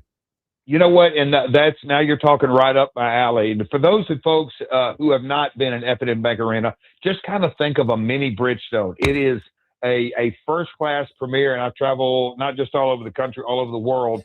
And the old proverbial not a bad seat in the house, that's absolutely true. It's a great intimate feel. We'll have 4,000 people in there jam-packed tomorrow. screaming, just loud as can be. We have an end zone seat, and that to me is the best seat in the house. It's called the Claws Out End Zone Experience. You literally can touch out and reach and touch the players. But the venue's fantastic. Great amenities. Obviously, concessions is great. Where our merch stands on both ends of the building. But Clarksville has really embraced this. Middle Tennessee, it's Willie, you've been in this market a long time as well, and I'm not sure if DMase's in the house with us. Or if he had a little back. Oh, I thought I'm here. You might have taken a bathroom break on us, but DMase, he can speak to us. Yes. He's the Cats captain. It's a cool feel, and the action on the court. Of course, we do all kind of activations, and Cool Cat's our mascot. So Cool Cat, we've got a cage match tomorrow with Cool Cat and Nash. I think Nash is going to get his hand raised. No, it really cool. The city of Clarksville's embraced us. Like I said, Cats in this market has been around. It's legendary. It's a strong brand name, but man, oh man, the entire Montgomery County fan base has really embraced us, and I'm very grateful for that. Willie, I want to answer that question too, because when Kevin Dyson and I were there together, and we went to sign autographs before the game. And sometimes you kind of think prior to going up there, it's maybe take 15, 20 minutes to sign autographs. It took us about 45 minutes to an hour to finish that's how many people came out to the game and supported the Cats and wanted our autographs too. But they were there. All those people then set for the game and watched it and were in the game and excited about the game. I'm going to tell on it. We didn't get everybody done. He acts like it. Oh, no. Anyway, no, it was great. And that's what we do a Cats captain before every game. I've done it once, Coach Fisher. But that's where, our Cats fandom, we call it the den up there, Claws Out. The people really have embraced this. It's their team. And the people, the game, Willie, and Dee knows this. It is the arena ball. It's nothing like it. You can score on the kickoff. They call it a deuce. And so when you have the whole arena chanting deuce, deuce, deuce, there's an energy, and it's really hard to describe. Matter of fact, Willie, Pete's going to be maybe up in the booth and Chase and Big Joe, but to call an arena game play-by-play is fascinating. I'll just say that. Oh, no question about it. I got a chance to do it years ago, the first version of the Cats. I got a taste of it. It is a fun game, no question. And if you haven't been to a game in a while, I hope you can join us out in Clarksville. And so, Jeff, I don't know if you had Kevin Dyson and Derek Mason like fielding balls off the net or anything, but I had this vision of kicking a field goal. I don't know about in front of the fans. I might choke, but like I've always wondered what it would be like to kick the field goal in the arena where, you have the more narrow uprights, right? It's hard to do. Folks, we're hearing this. So I promise you, I can pull some strings. Okay, Willie, I knew you had a nice jump shot, and I knew that you could swing a good bat. You got drafted, and I know your history. I had no idea that you got kicking skills. So tomorrow, folks, our very first activation, you heard it. Willie begged, he pleaded. Yes. He will be on the field tomorrow kicking a field goal. All right. Full disclosure, Willie. I'm stretching the hamstrings right now. Full disclosure, you were a part as a team of the punt passing kick. Right. No way. I was a punt pass and kick champion at age 9, and then at age 12, a field goal kicking contest at the Orlando Citrus Bowl. I won my age group, and I was one kick away from going to the Super Bowl, and I choked. Well, we are going to let you age live 12. your childhood dream tomorrow. All right, I get another shot at it. I love it. Another shot at it. This is going to be. Well, get warmed up. I know that you're way older than me. I mean, no, you're not way older than me. Willie, you better get that hammy all loosened up. That's my biggest fear here. I'm going to have very sore hammies, but it'll be worth it if I can split the uprights. And Jeff, if I may, I'm not saying that if Willie misses the field goal, that you should blast him with a guitar, but I'm not saying you should blast him with a guitar if he misses the field goal. I'm going to say this, all due respect. If he misses, Pete Weber will yank the guitar out of my hand and yank it and crack it over his head. Pressure's on, Willie. Nice. Pressure's on. I love it, love it, love it. Well, Jeff, thank you so much for your time. Jeff Jarrett, co-owner and managing partner of the Nashville Cats. Tomorrow, Nashville Predators night at the Cats game out in Clarksville. Willie Donick will be there, along with many others. But Jeff, Ab- enjoy the game tomorrow. Thank you for including us and joining us, and we'll talk soon. I appreciate you guys having me on. Willie, looking forward to seeing it. DMase, I appreciate you coming up. Catsfootball.com. Get your tickets.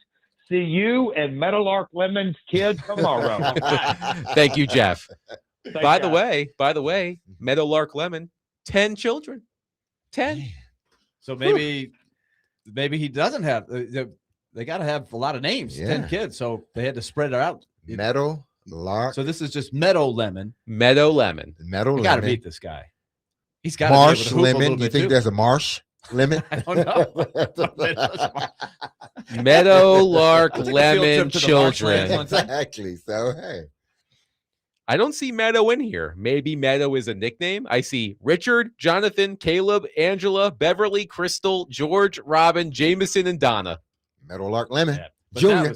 that was prime Globetrotters. So when Meadowlark Lemon, He was the Wow. clown The clown, the yes. clown prince. Easy Of for me to say. basketball, yes. The clown prince of basketball. So if you want to make it out to the Cats game tomorrow, you heard Jeff Jarrett. The game is at 4 p.m. tomorrow, I believe. Willie Donick? That's correct. 4 p.m. tomorrow. Willie will be there. Pete Weber. He said Max Hurst. High maintenance Hurst. High maintenance Hurst is Oh, making the man. effort. High High maintenance Hurst. Is he getting gonna a be driver there. up to Clarksville? He's going to take a helicopter He'll parachute him down. to avoid traffic. Exactly. Max will take a helicopter. Nash will be out there, the Predator Street Team. If you haven't been to a game at F&M Bank Arena, it is a beautiful facility. Derek Mason can attest. Mhm. He was an honorary captain a few weeks ago. Passionate fan. So if you're looking for something to do tomorrow, may we suggest the Nashville Predators night at the Cats game. 615-737-1025. Coming up next, it's time for Ask DMase. It's Friday. It's almost 5 o'clock. We know you have questions for Derek. Call us, text us, 615-737-1025. But we will begin Ask DMase with something that happened in the studio about an hour ago. We'll get to it next. Willie Donick, Derek Mason, Adam Vingan, 1025 The Game.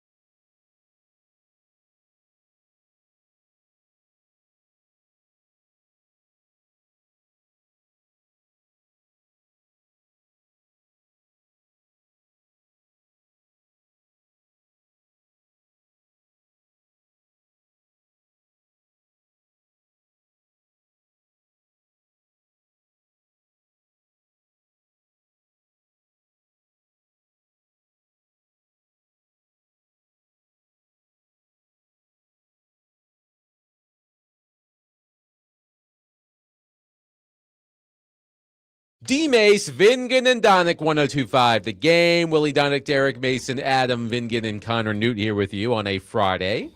We hope you are having a stress-free commute home to start your weekend. And to help us, or to help you rather, it is time for Ask DMase. You can help us by calling or texting at 615-737-1025 if you have any sort of question for Derek Mason. But before we get to your questions, we do need to have a conversation about something that happened in the studio about an hour ago. Derek, would you like to do the honors and set us up here? Absolutely. So yesterday, I told my children that I was going to grill some ribs, put some ribs on the grill. They were excited. Everybody was excited in the household. So I did just that. They loved them. So, if you cook a lot of them, there's always leftovers. So had the leftovers. So I figured I'll bring some for lunch. My daughter was like, Dad, you need to take some for lunch. You didn't eat. So, all right, let me pack this up. Boom, brought it in. So an hour into the show, I decide I'm hungry. So I go into our kitchen and I warm up my food. And I come back in the studio. That was the first problem. I should have just stayed in there, but I was like, I got to get back. But I should have stayed in there. But either way. So I come back in and I'm eating it and we're on break. And all of a sudden I went to turn and my elbow hit, the little thing that I had my meat in, and it fell on the floor. And I'm like, you got to be kidding me. Some of it got on me. Some of it got on, not a lot. Some of the residual of the beans that was on there. It got on Adam a little bit. I clean it off. But he'll live. He'll be all right. That's why they invented washers and dryers. But it fell on the floor. So I picked it up. I put it back in. And then Willie, to my right, said, 5-second rule. When the 5-second rule, you can still eat it. You can still eat it. And I'm like, no. I will never, and I repeat, I will never eat anything off of this floor. You know how many shoes come walking through this place? You know how many times people come up and down those stairs, walking through the park, may have walked through their grass, had some poop on the grass or pee, and they walk through here. I don't care if it was on the ground for a second, I'm still not eating it. All right, I have questions. So the question is, Willie, what the question y'all want to pose to me is okay, the 5-second rule, I think we need some discussion. Our listeners need to have input on this. But first of all, when you brought the ribs in, yes, I was the smell was great. It was heated up. I was like, ooh, that looks good. And then the tragedy strikes and it goes on the floor. And you picked it up so quick. I was like, he's going to do the 5-second rule. No. All right. So clearly this particular surface is a factor. Exactly. Absolutely. Okay. 100%. So do you use the 5-second rule if you're more comfortable with the surface that it falls on? I don't use the only time I use the 5-second rule is inside my own home. That's the only time. Only time I use the 5-second rule. And then that sometimes I'm like, depending on what it is, I'm like, I just throw it away. See, I'm very liberal with the 5-second rule. So here's another one. Adam, all right, let's just ask DMase. So we're going to pepper DMase first. What about the rinse off? If you get the 5-second rule and then maybe a little rinse off, if you think there could be a little film or, some particles, debris that has been picked up, is that okay? Do you do that? Again, you have not. Like I'll say DMase he has kept this perfectly nice piece of meat sitting here in the studio for an hour here. Absolutely. I will not touch it. I repeat, I will not touch it. The only thing can you repair the rinse off, the cleanup? No. Okay. Certain things, but not again. A piece of meat. A piece of meat is different. If I would have dropped an apple on the floor, okay, with the skin on, I would have went and wiped it, cleaned it off good, scraped the skin off, and then that doesn't count. Yeah, but outside of that, no. Adam, how do you feel about the 5-second rule? I agree. I live by the 5-second rule. I agree with Derek. It depends on where you are. If I'm in my own home and I know the cleanliness factor, yes, I am more willing to adhere by the 5-second rule. I would never eat anything that fell on this floor. Even with the rinse off? Especially with the rinse off. What? See, I would do it. And I know about Well, this we floor. know. Willie, It's not good. It's not good. Several years ago, my wife and I were traveling, and we were at the airport, and we stopped by a bagel place. Mhm. My wife ordered a bagel. She opened it up. It was the wrong bagel. We go back. They remake the bagel. It's the wrong bagel a second time. Mm. We go back a third time. They make the correct bagel. We go and sit down. And as soon as she unwraps the bagel, part of it falls on the floor. Oh. And I said, you better eat that damn bagel. So in that case, I did not practice what I preach. But in that case, I said, you better eat that damn bagel. I'm not going back a fourth time. It's an airport bagel too. It's expensive. Mm. Yeah, it's not it's running cheap. a little extra. I'm still And not, the line sometimes at the airport could be a little long. The only time I'm gonna eat it is if that's the last meal I'm going to ever get. One texter, appropriately named T-Bone, says the 5-second rule only applies to cookies, not meat. The meat juices will grab too much of the floor scum. The funk.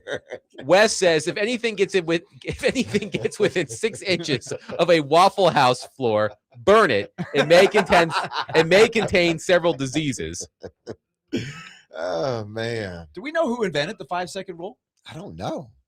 It's because who deemed that it's 5? I think it was could a it be time. It 3? had to be a scientist because the I only wonder. reason you would have a Or because Jesus you- Christ himself. Yeah, that because you know how long it would take for like other particles to get on it before it's contaminated, truly contaminated. Wow. Now that I would be curious. Is Yeah. there science behind 5 seconds as opposed to 3 or 2? One texter says Willie needs to eat the rib if it's still there.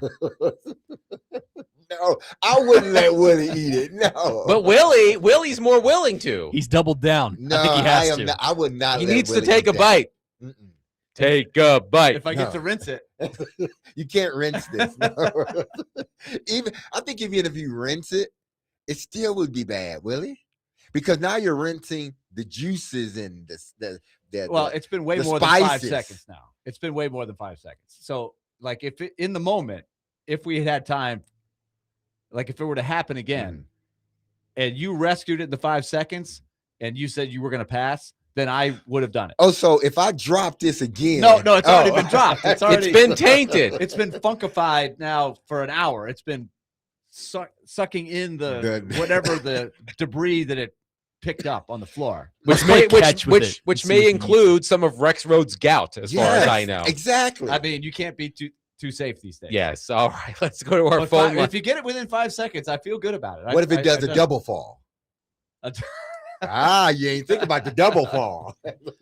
You got to handle that with care. If you rescue with the 5 second rule, you can't drop it again. Let's go to our phone line and welcome in Adam in Portland. Adam, thank you for waiting and calling. Go ahead. I think it's got a lot to do with the rib, doesn't it? Like, how good is that rib? And It what looks good. opportunity to know? Because we grew up poor white trash. Like, we are not wasting food. But the thought of rinsing off cooked meat and then eating it, you're washing away the seasoning. Like, Yes. we wouldn't even do that. Like, no, I mean, we wouldn't waste food, but I can't imagine a scenario. But well, see, like Derek, I can imagine he's a good cook. He's probably had plenty of opportunity to cook. And so I'm like, if it's a good enough rib, I'm going for it, man. Like, I don't know. I'm not stopping right there. Not why I called, but I couldn't listen to that and not give my input, man. So, Derek, here's my question for you. Uh-huh. I'm a pretty miserable sports fan right now because there's not much on.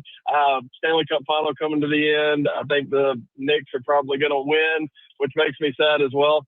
So I was going to see if there's ever a sport that you watch and you're like, this makes me miserable, because soccer does that to me, man. It like puts something weird in my stomach.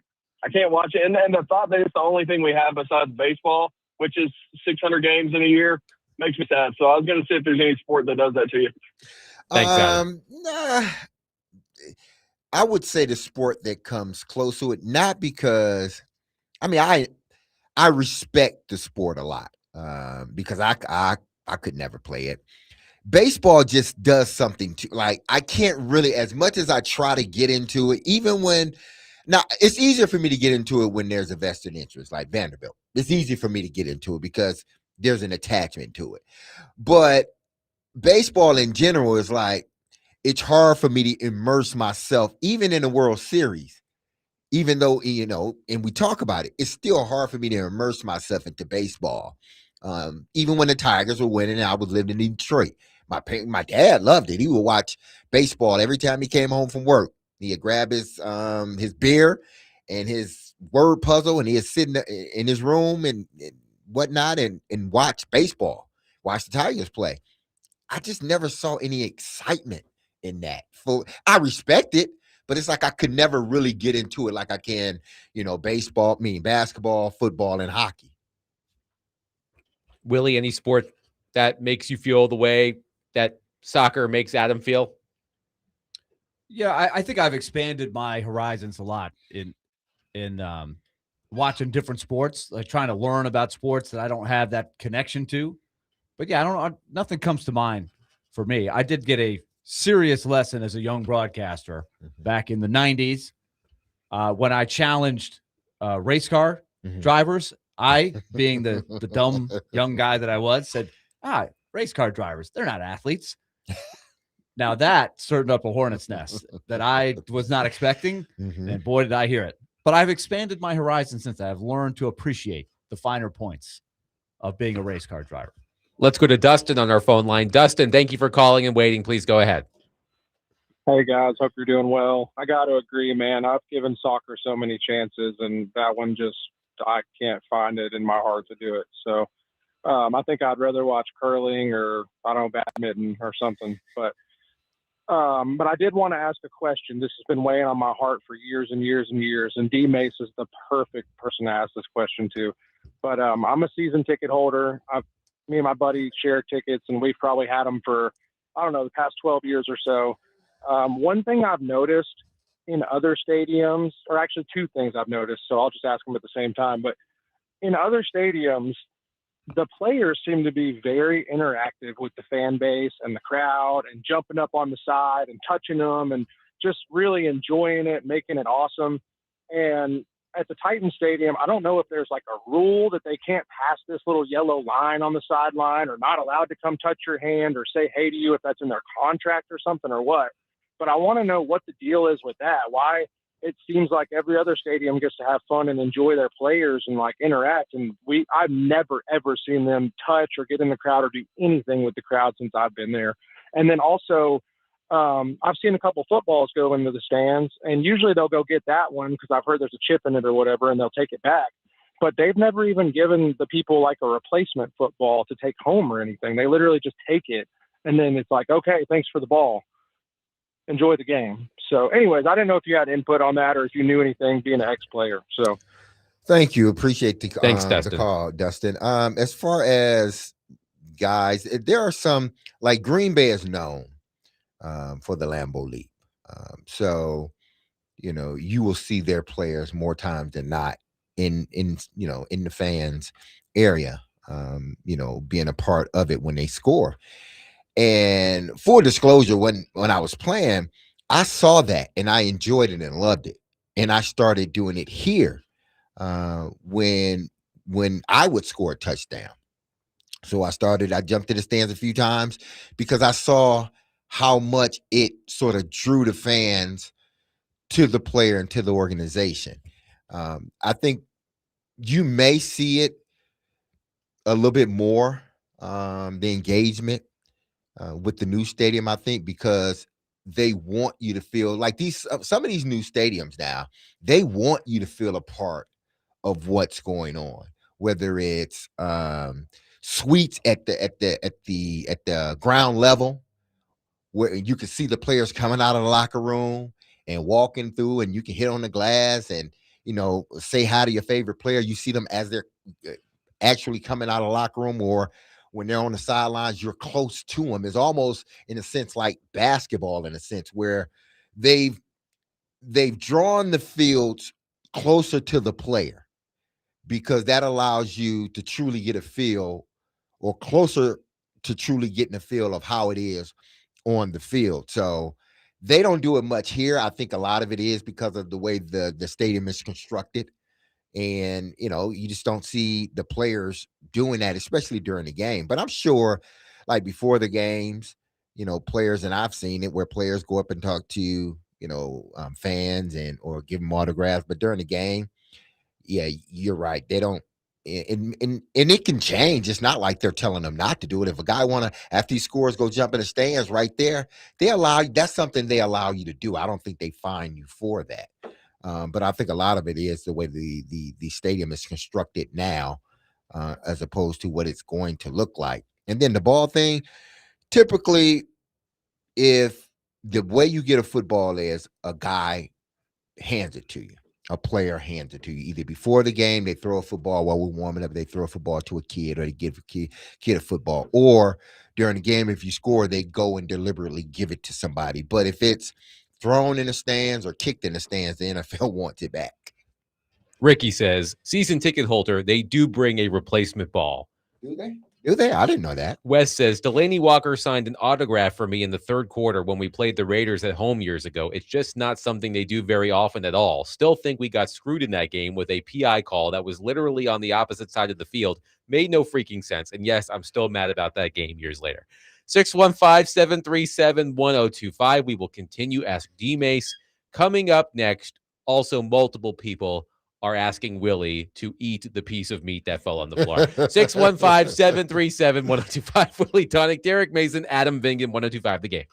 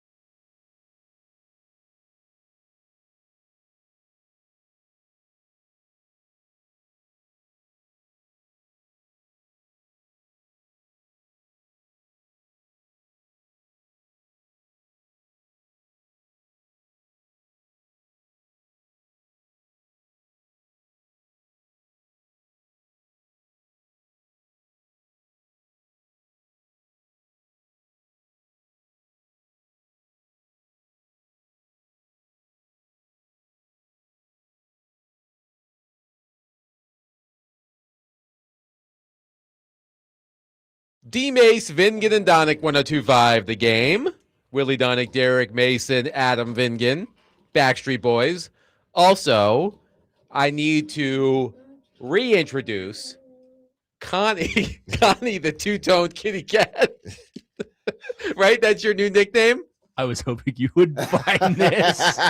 What happened? On Next Man Up, Connor filled in with Jake Lyman this morning, and apparently he was christened with the new nickname, Connie the two-toned kitty cat. Well, it evolved into Kitty Cat Connie, which is even worse. And Why? and who gave you this nickname? It started with Dustin in Hopkinsville. He accidentally typed the word Connie trying to talk to me. And then our good buddy Weston Hermitage took it and ran with it. So it has been an all-day battle across the Kitty station. cat Connie. Connie the two-toned kitty cat. Oh man, that's Oh, still man. not as funny as what I just heard. Well, let me ask the question. Let me ask the question that led to the story I told off the air, which I will Oh, tell a man. PG version of on the Yes. air. Oh, man. Gino says, I need some tips, Derek. Yes. We have a 2-year-old daughter who is trying to potty train. We got Donald Duck walking around the house because Donald Duck doesn't wear any pants. And constantly asking her if she needs to go to the bathroom. And she has about a 500 batting average. Any tips on getting that percentage up?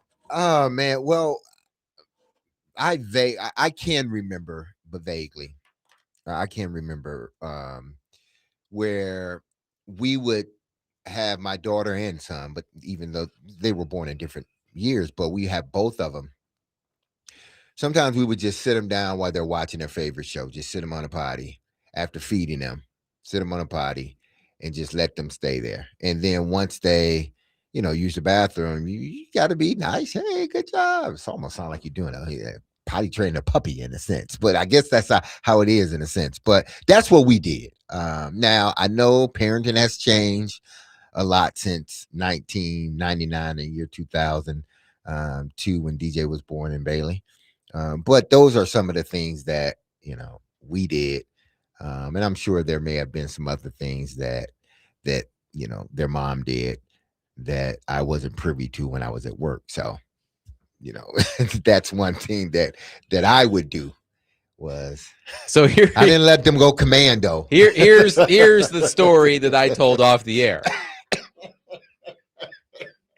So when my wife and I were potty training our son, we let him go commando because that's what we heard or learned or whatever. Mhm.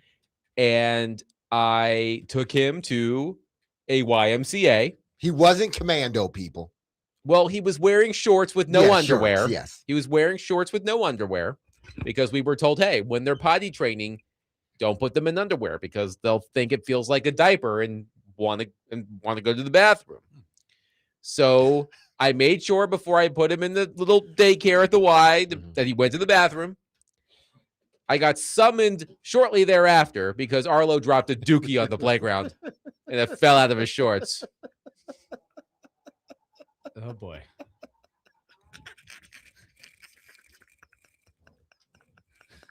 That would be, oh man, gosh. So it's a little subtle, it wasn't like a huge.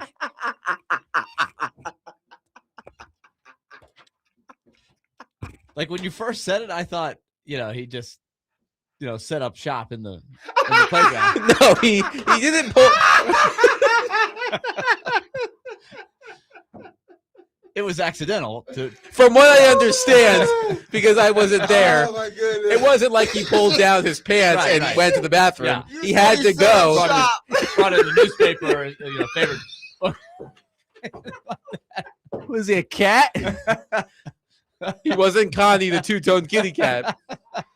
Willie's added a newspaper. Tears are being shed in the studio right now. Let's just Oh, my say, goodness. let's just say, the people at the Y were not happy. Oh my goodness. I'm hoping I've made everybody feel better Oh, about man. the trials and tribulations of this. Kids nowadays. I mean, that 500 batting average sounds pretty good. Now, Oh my goodness. I would have taken 500. yeah, Arlo batted like 375. I was going to say 500 is not bad. at the Oh, beginning. Oh of this. my Like, goodness. There's gonna be some challenge. Yeah, pretty much. Can't get them all. That Arlo. He just read the paper.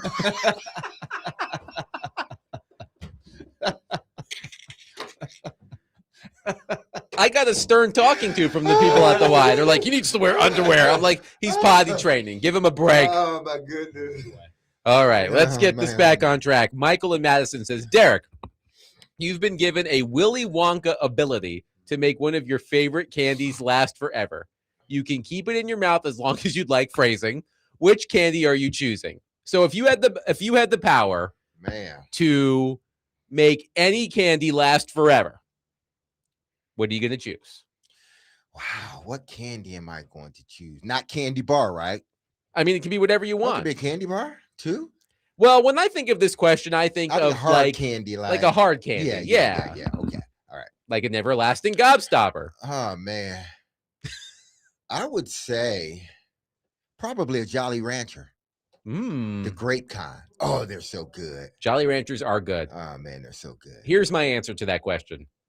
A Tootsie Roll Pop before the Tootsie Roll. Oh, you're right. Tootsie Roll. I Pops don't are great. like Tootsie Rolls, but I like the flavors of Tootsie Roll Pop. So how about a Tootsie Roll Pop that never gets to the Tootsie Roll? But then Wait it's a minute. defeating the Aren't there purpose. things you can get that avoid having to deal with the Tootsie Roll? I at all? like the taste of Tootsie Roll Pops, but I don't like Tootsie Rolls.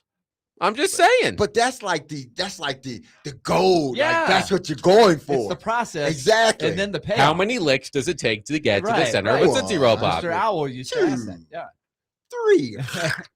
3. 3. I'm with Adam. I don't like the Tootsie Pops. What? I like the outside, but Yeah. I don't like the chocolate. Chocolate and fruit don't mix. I mean, I could sometimes go for they the do. Tootsie Pop. I like the Charms Blow Pops though myself. Oh. That would be not my number one. See, that's the move. Yeah. The gum with the gum in the middle. That's the The move. sour apple. That was my jam. I remember I used to. Oh, sour apples. Sour Oh, apple. Jolly Ranch. Oh, the sticks. The But Jolly I Rancher like stick. Charms Blow Pop, Uh-huh. sour apple with the gum in the middle. Oh, yes. And then you kind of crunch the end of the candy as the gum is hitting you. That's Mhm. a big rush. How about sure. a fireball? I used to love those when I was little. I don't do hot. Oh, yeah, okay. Well, Those are That good. puts you that, that wouldn't be my number one, but I Mhm. I had my share of the fireballs. I'm being scolded by one texter. Oh boy. If you're going out in public and your child is not potty trained, they need a diaper on. You potty train them at home, not in public. Well, you know what? Oh, My boy. son turned out okay. He doesn't poop on the floor anymore. he's not grabbing a newspaper and going in the corner. No, he's fine. He gets it mostly in the toilet.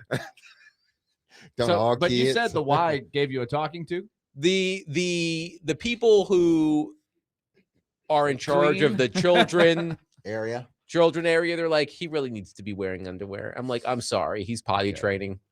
They We weren't just like, got- you can never come back to the Donaldson Hermitage YMCA. Did anybody faint like the woman in Caddyshack when Bill You are Murray banished. when Bill Murray threw the candy bar in the pool? No, nobody fainted as far as I Okay. know. See, The, okay. the all's people well. the people who work there, and they are wonderful people, they've seen much worse than the child pooping on a playground. I can't get this vision out of the head because Willie threw the newspaper in there. And then, so I'm going to throw in the spray can that he had in his pocket of his shorts. He just grabbed his newspaper. When he was finished, he just sprayed. So would nobody potpourri smell spray? it. Yeah. Yeah. Nose blind. Oh, man. That's a good one. Well, good one. we had a football related question Yes, for you on yes. Ask DMase. Willie brought this to our attention yesterday. Mhm. The LA Rams have decided to cancel mandatory minicamp. They are not even reporting. Thanks for coming to OTAs. We'll see you for training camp. And you don't like this very much. Why? Because, and now the Rams are known for doing it.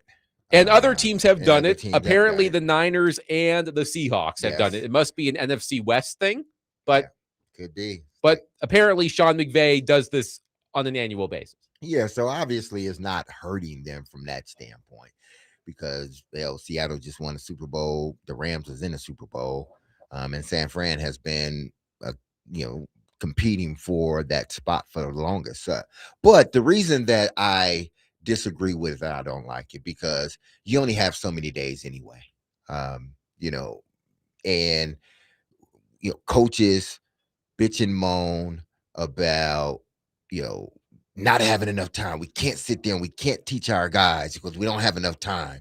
But then you do this, and I get it. They had full 100% participation, I think, in their OTAs, if I'm not mistaken, or in their off-season workouts. So there's always this sense of rewarding the guys, but this is a part of your job. That's the way I look at it. Like, it's a part of it's your job. Like, you want to get better, don't you? I can't fuss too much because they're winning, but still, when you already are limited with the time you get with the guys, I just think every opportunity you can get to spend there with the guys, especially in today's football, then you take it. It's because they're not giving you any. They're not saying, okay, since you took away those 3 days, we're going to give you an extra 3 days. They're not. And I guarantee you, one of these coaches are going to be complaining about not having enough time in one of these years. And it's like, well, you do if you use it wisely. So I'm not too bent out of shape over it, but knowing that, the NFL, has stripped away a lot of it. And I understand why, because we were going, like, we never seemed to have a break. And I mean, honestly, and then, guys, don't complain about you go. But the NFL said, and the players union was like, okay, we got to give these guys some rest because they are there like 90% of the time. Like, you have to be there. So they cut back on it. And then when they cut back on it, coaches start complaining. We don't have enough time. So veteran team as opposed to young team. Yeah. Like I just thought when I read that, if the Titans did that, people would go nuts, right? Yeah. With a young team, a young quarterback, new coaches, like, you wouldn't do it. So maybe a veteran team, 49ers, I guess, Rams, I guess. Maybe it makes a little more sense, but I'm kind of with you. It's like, don't you want to work on your craft? You get very little time in the offseason as opposed to before. Yeah. And that's the only reason. That's the only reason I disagree with it, because the coaches fought, for the days, and now they're just, oh, we ain't got to practice because y'all showed up. Well, showing up was part of the agreement. It's part of your job. Exactly. Ron on our text line says, hey, DMase, do you think that if in the offseason Victor Wembanyama can gain 15 to 20 pounds of muscle, he will be unstoppable or very hard to deal with? Because right now he could hide behind a flagpole playing hide and seek. Also, it's a 3-second rule. 5 seconds is too long. Yes. The dude is damn near almost, he's unstoppable as it is. 15 to 20 pounds of muscle. How would that look on somebody 7'4", Willie? I've always been curious about that. Strength training for a guy that big and that skinny. I saw some guys at Vanderbilt. We had some, 6'10", 7 foot guys who needed to put on weight and strength. And, it's a lot of it's balance too, right? Like with Wembanyama, some of it is just him keeping his center of gravity as people are just banging him around. Pushing him around, if he can hold his ground, you got no chance of him around the basket on most plays. Like he almost looks like he doesn't have to jump to dunk the ball. And so he is very limber, and he's got great movements for a guy at 7'4". So, man, it would be scary, I think, if he could hold his ground a little easier.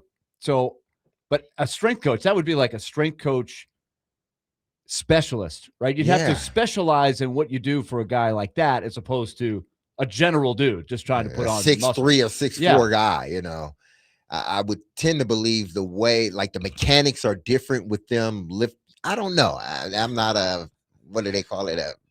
Not a scientist, but a strength and conditioning coach. Yeah, strength and conditioning coach, or a physician. No, not a physician. No, I'll figure it out in a minute. But I'm sure the same sort of workout template that they give Brunson isn't what they would give, or Castle isn't what they would give for Wemby. I would imagine. Here's my strength and conditioning coach story from freshman year at Vanderbilt.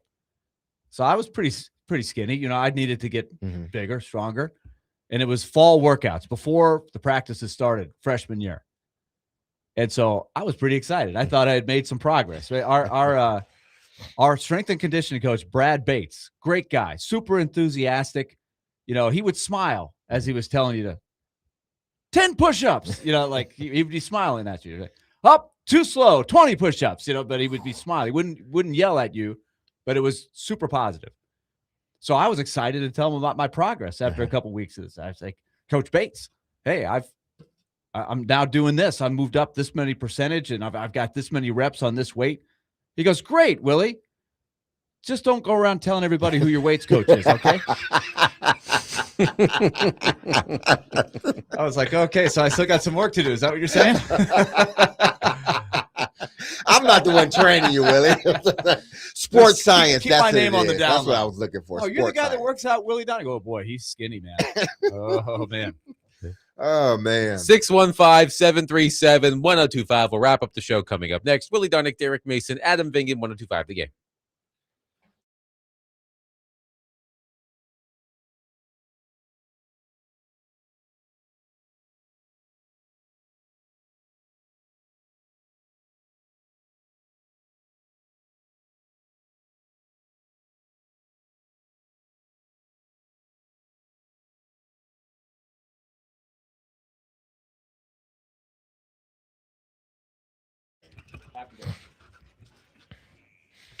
Happy Friday, everyone. This is Derek Mason, and you heard me tell you about Dr. Lodge and his staff over at Cool Springs MD for some time. If you set out to lose weight, chances are it's not your first time setting the resolution or goal to shed some extra pounds only to face disappointment. But I got some good news, because at Cool Springs MD, Dr. Lodge and his team understands the frustration of this cycle, and that is why they offer a different approach to weight loss. Their comprehensive weight loss program is led by Dr. Jeffrey Lodge and addresses the root cause of weight gain with tailored nutrition, exercise, blood test supplements, and more. They will customize a program specific to you and you only. So connect with Dr. Lodge at CoolSpringsMD.com today to schedule your appointment for a personalized weight loss plan just for you. That's Cool Springs MD, where your weight loss journey becomes a success story.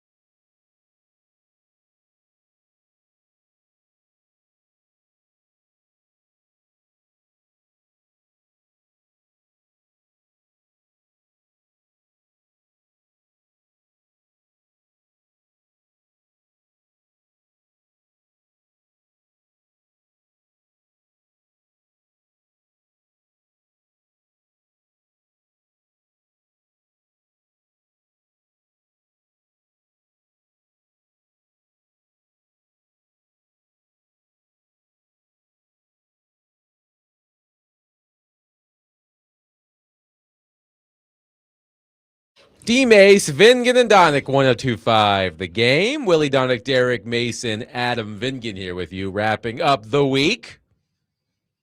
A fun edition of Ask DMase. Hopefully, Arlo, He might be listening right now. He might be on his way home from school. Hi, buddy. He's going to deny doing this. He's like, I didn't do that. Sorry, Yeah. I I told have no everybody about you recollection of that. potty training. It's like, I didn't do that. What you talking What about, are you Dad? talking about? Well, the last time I told a story about Arlo on the air, he happened to be listening. Mm. I talked about getting a milkshake. And then when I called my wife after the show to say hello, from the back, I hear, Daddy, I want a milkshake too. Well, I So hope he I- didn't hear this one. No, I guess Daddy's going to be pooping his pants later. I don't know. The things you do for your kids, right? Not pooping my pants. Oh, my goodness. Oh, my man. goodness. Ah. All right. Back to sports for a moment. Yes. We could have 2 champions crowned this weekend. Tomorrow, the New York Knicks look to close out the San Antonio Spurs in Game 5 of the NBA Finals, a 7:30 p.m. Central start on ABC. The Knicks looking to win their first championship since 1973. I know that it is not take it to the bank season, but why the hell not? We'll do a brief out of season version of take it to the bank. Do the New York Knicks finish off the Spurs tomorrow? Willy Donick. I think the Spurs will find a way to get the game at home. I just think it's destiny. I just want to see so badly another game at MSG. And by the way, can we not? I saw the clips today of the last play after the tip by Anunoby. The Spurs had the side out of bounds with 1.2 on the clock. And I'm not kidding. I didn't know this when it was happening, but the fans on the court literally were trying to stand as close to Harper, who was inbounding the ball, as they possibly could. Like, did not let him breathe. Like, the ref did nothing to move everybody back. Like, there's some weird guy. It wasn't a celebrity. He just had like a neon Knicks orange shirt on, and he was like trying to get up in his personal space. Like, come on. There's nothing they can do about it. The referee has got to say, we're not inbounding this ball until you guys move back. Like, come on. The seats are already set. Even if they're sitting in their seats, they're still like He wasn't. right He there. was standing. Like, he was right in his personal space. I think that's the NBA problem. That's Ah, not even a referee's That problem. really annoyed me. And it was a great play by Towns. You know, he tipped the pass. Otherwise, they might have had a clean backdoor that- layup. well, He was man. open for a second there. Goodness. If that was a clean throw, yeah, that game may have gone the other way. But I've never seen a game like that with the energy, with all of the people in the first row or so, the celebrities and the people. I mean, we're looking at clips of it right now. Like, everybody's standing. They're right on the court. That's crazy. But so I want to see it again. But I just think the refs and the big play, when there's a side out of bounds, get the people back. They can't, man. Not in New York. Fans, take them out. What do you mean, get back? You get Listen back. to the ref. Do I want the Knicks to end it? Yes, because I want the Knicks to win the championship. And I think even though they've shown that, pressure to them isn't much, because they've managed to overcome big deficits, either, whether it was in New York, when they played Cleveland or now. But just because how the games have gone, how exciting it has been, I'm pulling for San Antonio to win this game, because I do want to see another game. I do want to see it at Madison Square Garden. I think the NBA wants to see it back in Madison Square Garden as well. I am wondering about the psyche They of wouldn't the San mind it. Antonio Spurs after blowing a 29-point lead in an NBA Finals game. Is their youth a positive or a negative in this situation? Can they just shake it off, or does it truly affect them in this Game 5? Good question. I think it helps. I think they're young and naive enough to say. Naive is a good word. Cocky enough too. To say, like, Wemby's already come out and said, "Hey, everybody knows we're going to do it." Like, they've got that thing to them. They're just oblivious to the reality. So I think they'll be all right. for them, it's not about whether they believe they can do it or, because I think they're going to come out and they're going to play the way they had been playing. It's about them keeping that lead. It's about them in those tough minutes at the end of the game.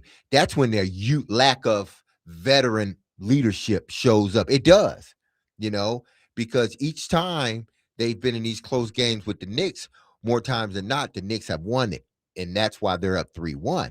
But I think they'll come back and they'll play well for 3 quarters and maybe even 3.5. But if the game's close, that's when I worry about San Antonio. Is this the time where they break through? I think the Spurs win one more game. I think this goes at least 6 and heads back to Madison Square Garden early next week. Also this weekend, Sunday, game 6 of the Stanley Cup final, Carolina at Vegas. Carolina won last night. The Hurricanes can win their first Stanley Cup title in 20 years with a win on Sunday in Vegas. And if Carolina wins, by the way, it will be the 3rd time that the Stanley Cup is awarded in Las Vegas already, because the Washington Capitals won the Stanley Cup against Vegas in Vegas. Vegas won the Stanley Cup in Vegas, if memory serves, when they won their title. And then Carolina could win it in Vegas. So it's the 3rd time. I'll have to double check that. But it would be the 3rd time already that the Stanley Cup gets handed out in Vegas. Willy Donick, do the Hurricanes do it? I think we're going to say a game 7. I think I'll take Carolina in the 7th game back in Raleigh, but I think Vegas is going to win game 6. I think they'll get enough. I still think, I presume that Rod Brindamore will go back with Bussy in goal, and I think Vegas can get to him. I think they're going to force Brindamore to make the tough decision. Do I stay with Bussy, or do I go back to a rested Freddie Anderson? That would be a really tough decision to make, and it would depend probably on just how Bussy plays. If in that scenario, does he give up 1 or 2 that maybe you're saying, maybe I've gotten as much as I can out of him, I got to go back to Anderson, who was so good before they made the switch. But I think it's going to be, it's been such a great series. This one, it's got to go 7 because of the drama that we've seen so far. It would be a little anticlimactic if it didn't. I'm with Tortorelli. I'm 10 toes down with him. 7 games. We're coming back. He's leaving clothes in Carolina. Yes. He is so sure they are coming back to win. I think the Hurricanes do it. Oh. I think the Hurricanes pull it off in Vegas and win the first Stanley Cup in 20 years for the franchise. It looks like William Karlsson is out for Vegas. And that doesn't help. Oh. Yeah. That does not help. And when you're looking at why did they struggle some during the regular season, they struggled quite a bit. They fired the coach, all of that. Karlsson missed most of the regular season, and he's given him a good lift since then in the playoffs. And now it looks like he's got something bad. It seemed like a wrist or a hand. He broke something. That's what is the speculation. Here's why I think Carolina is going to win on Sunday. They have made it to this point without their top line firing on all cylinders. Logan Stankoven's been great. Jordan Stahl has been out of this world in this series specifically. But throughout the postseason, it was a major storyline. Where's Sebastian Aho? Where's Seth Jarvis? Where's Andrei Svechnikov? Well, last night, they got 2 goals from Andrei Svechnikov and 1 from Sebastian Aho. And I think if that top line is clicking, I'm not sure Vegas is going to be able to respond. So that's why I feel Carolina is going to win. I think that's reasonable, and because you see when you're playing a 7-game series, everybody on the other team is gearing up to how do you keep in control the top weapons. It's like that's where you start. Like you can't let the top players go wild, and they had been contained to that point. But on the other side, I would say that a Jack Eichel somebody like that is also due for a breakout game. Maybe he has his game 5 in game 6, like Svechnikov did, or Sebastian Aho. It's possible. But I think if Carolina's top players are starting to score, along with Jordan Staal having an historic Stanley Cup final performance, Logan Stankoven, who's been scoring goals all postseason long, and Carter Hart appears to have been figured out. And although Carolina's goaltending hasn't been much better, I just feel better about where the Hurricanes are right now as a team, even like despite the 3-2 series lead. I mean, obviously that's good for Carolina too, but I feel better about Carolina as a team right now than Vegas. So I think Carolina does it. Do you think there's anybody out there going, "Oh, Jordan Staal, he's 37.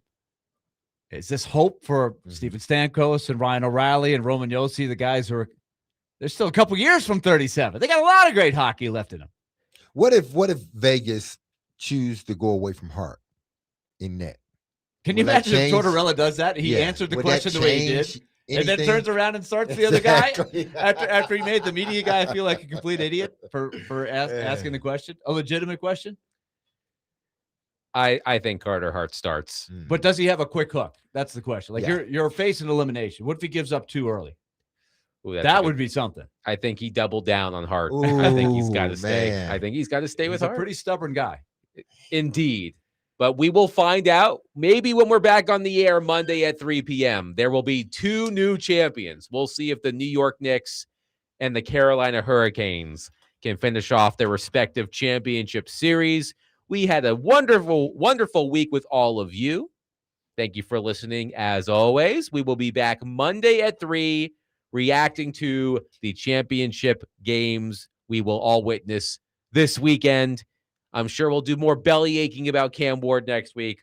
Hopefully, we'll keep it to a minimum. But mandatory minicamp is next week for the Tennessee Titans. There will be other players on the field other than Cam Ward. So hopefully, we'll discuss them. But in the meantime, have a wonderful weekend. We will talk to you Monday at 3. I love you. The team love you. You hear that music. Don't you forget about us, because we will not forget about you. We will be back on these airwaves this upcoming Monday to talk about hopefully the Knicks winning the championship. If not, we'll be talking about a 7th game, or Carolina winning the championship, or talking about a 7th game with the Hurricanes and Vegas Knights. But either way, we will be back on these airwaves starting at 3 p.m. on 102.5 The Game. And as I always says, we're going to be talking, and You gonna be listening. peace.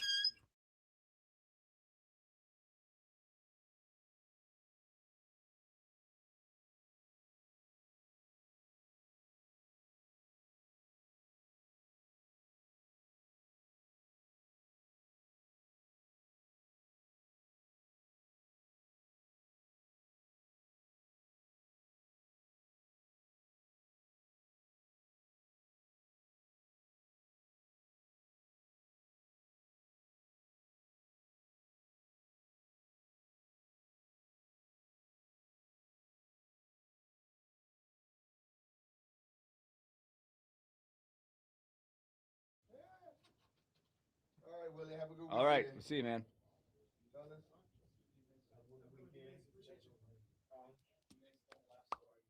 Son of a bitch.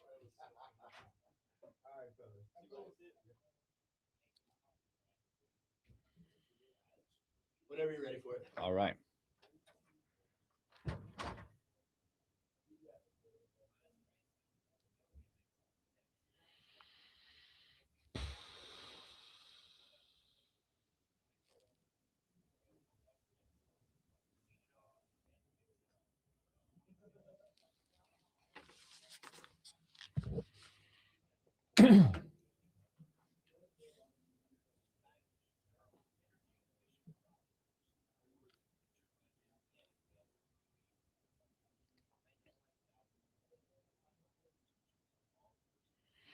All right. We'll try this in 3, 2, 1. You ever have one of those days where you've been running around all day, you still have to figure out dinner, and somehow you look at your watch and it's 6 o'clock? Life's got a lot going on. That's where Twice Daily comes in. Let's start again. 3, 2, 1. Ever have one of those days where you've been running around, you still have to figure out dinner, and you look at your phone, it's already 6 o'clock? life's got enough going on. That's where Twice Daily comes in. Hot, fresh pizza. Order ahead, pick it up in the store, or even get it delivered. One less thing to worry about. Twice Daily. Pizza's easy, even when life isn't. Slices, 2 for $6.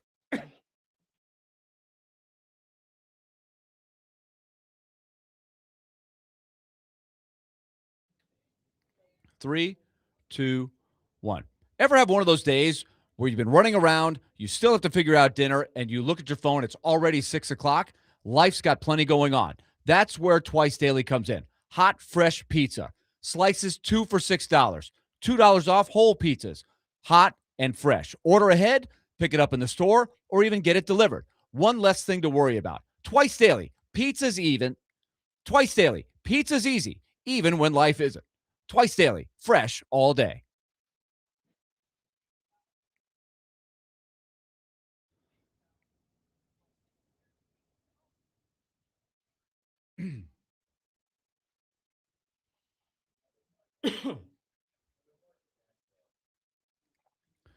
All right, Lee Company. In 3, 2, 1. Lee Company has always believed that staying ahead of problems is better than dealing with them after they happen. Hey, I'm Willy Donick, and that's why Lee Company Plus membership is the perfect plan for me. I've used it for a long time. For as little as $14 a month, you'll receive 4 annual visits to keep your heating, air conditioning, plumbing, and electrical systems running their best. Plus, members get 20% off repairs and priority service when they need it. It's an easy way to protect your home, save money, and enjoy a little extra peace of mind. Learn more at leecompany.com/plus. That's leecompany.com/plus. That's Lee Company, all you need.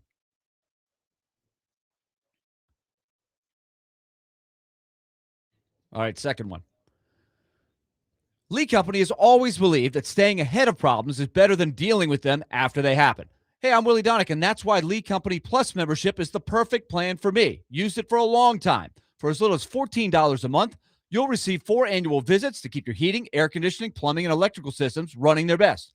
Plus, members get 20% off repairs and priority service when they need it. It's an easy way to protect your home, save money, and enjoy a little extra peace of mind. Learn more at leecompany.com/plus. That's leecompany.com/plus. Lee Company, all you need.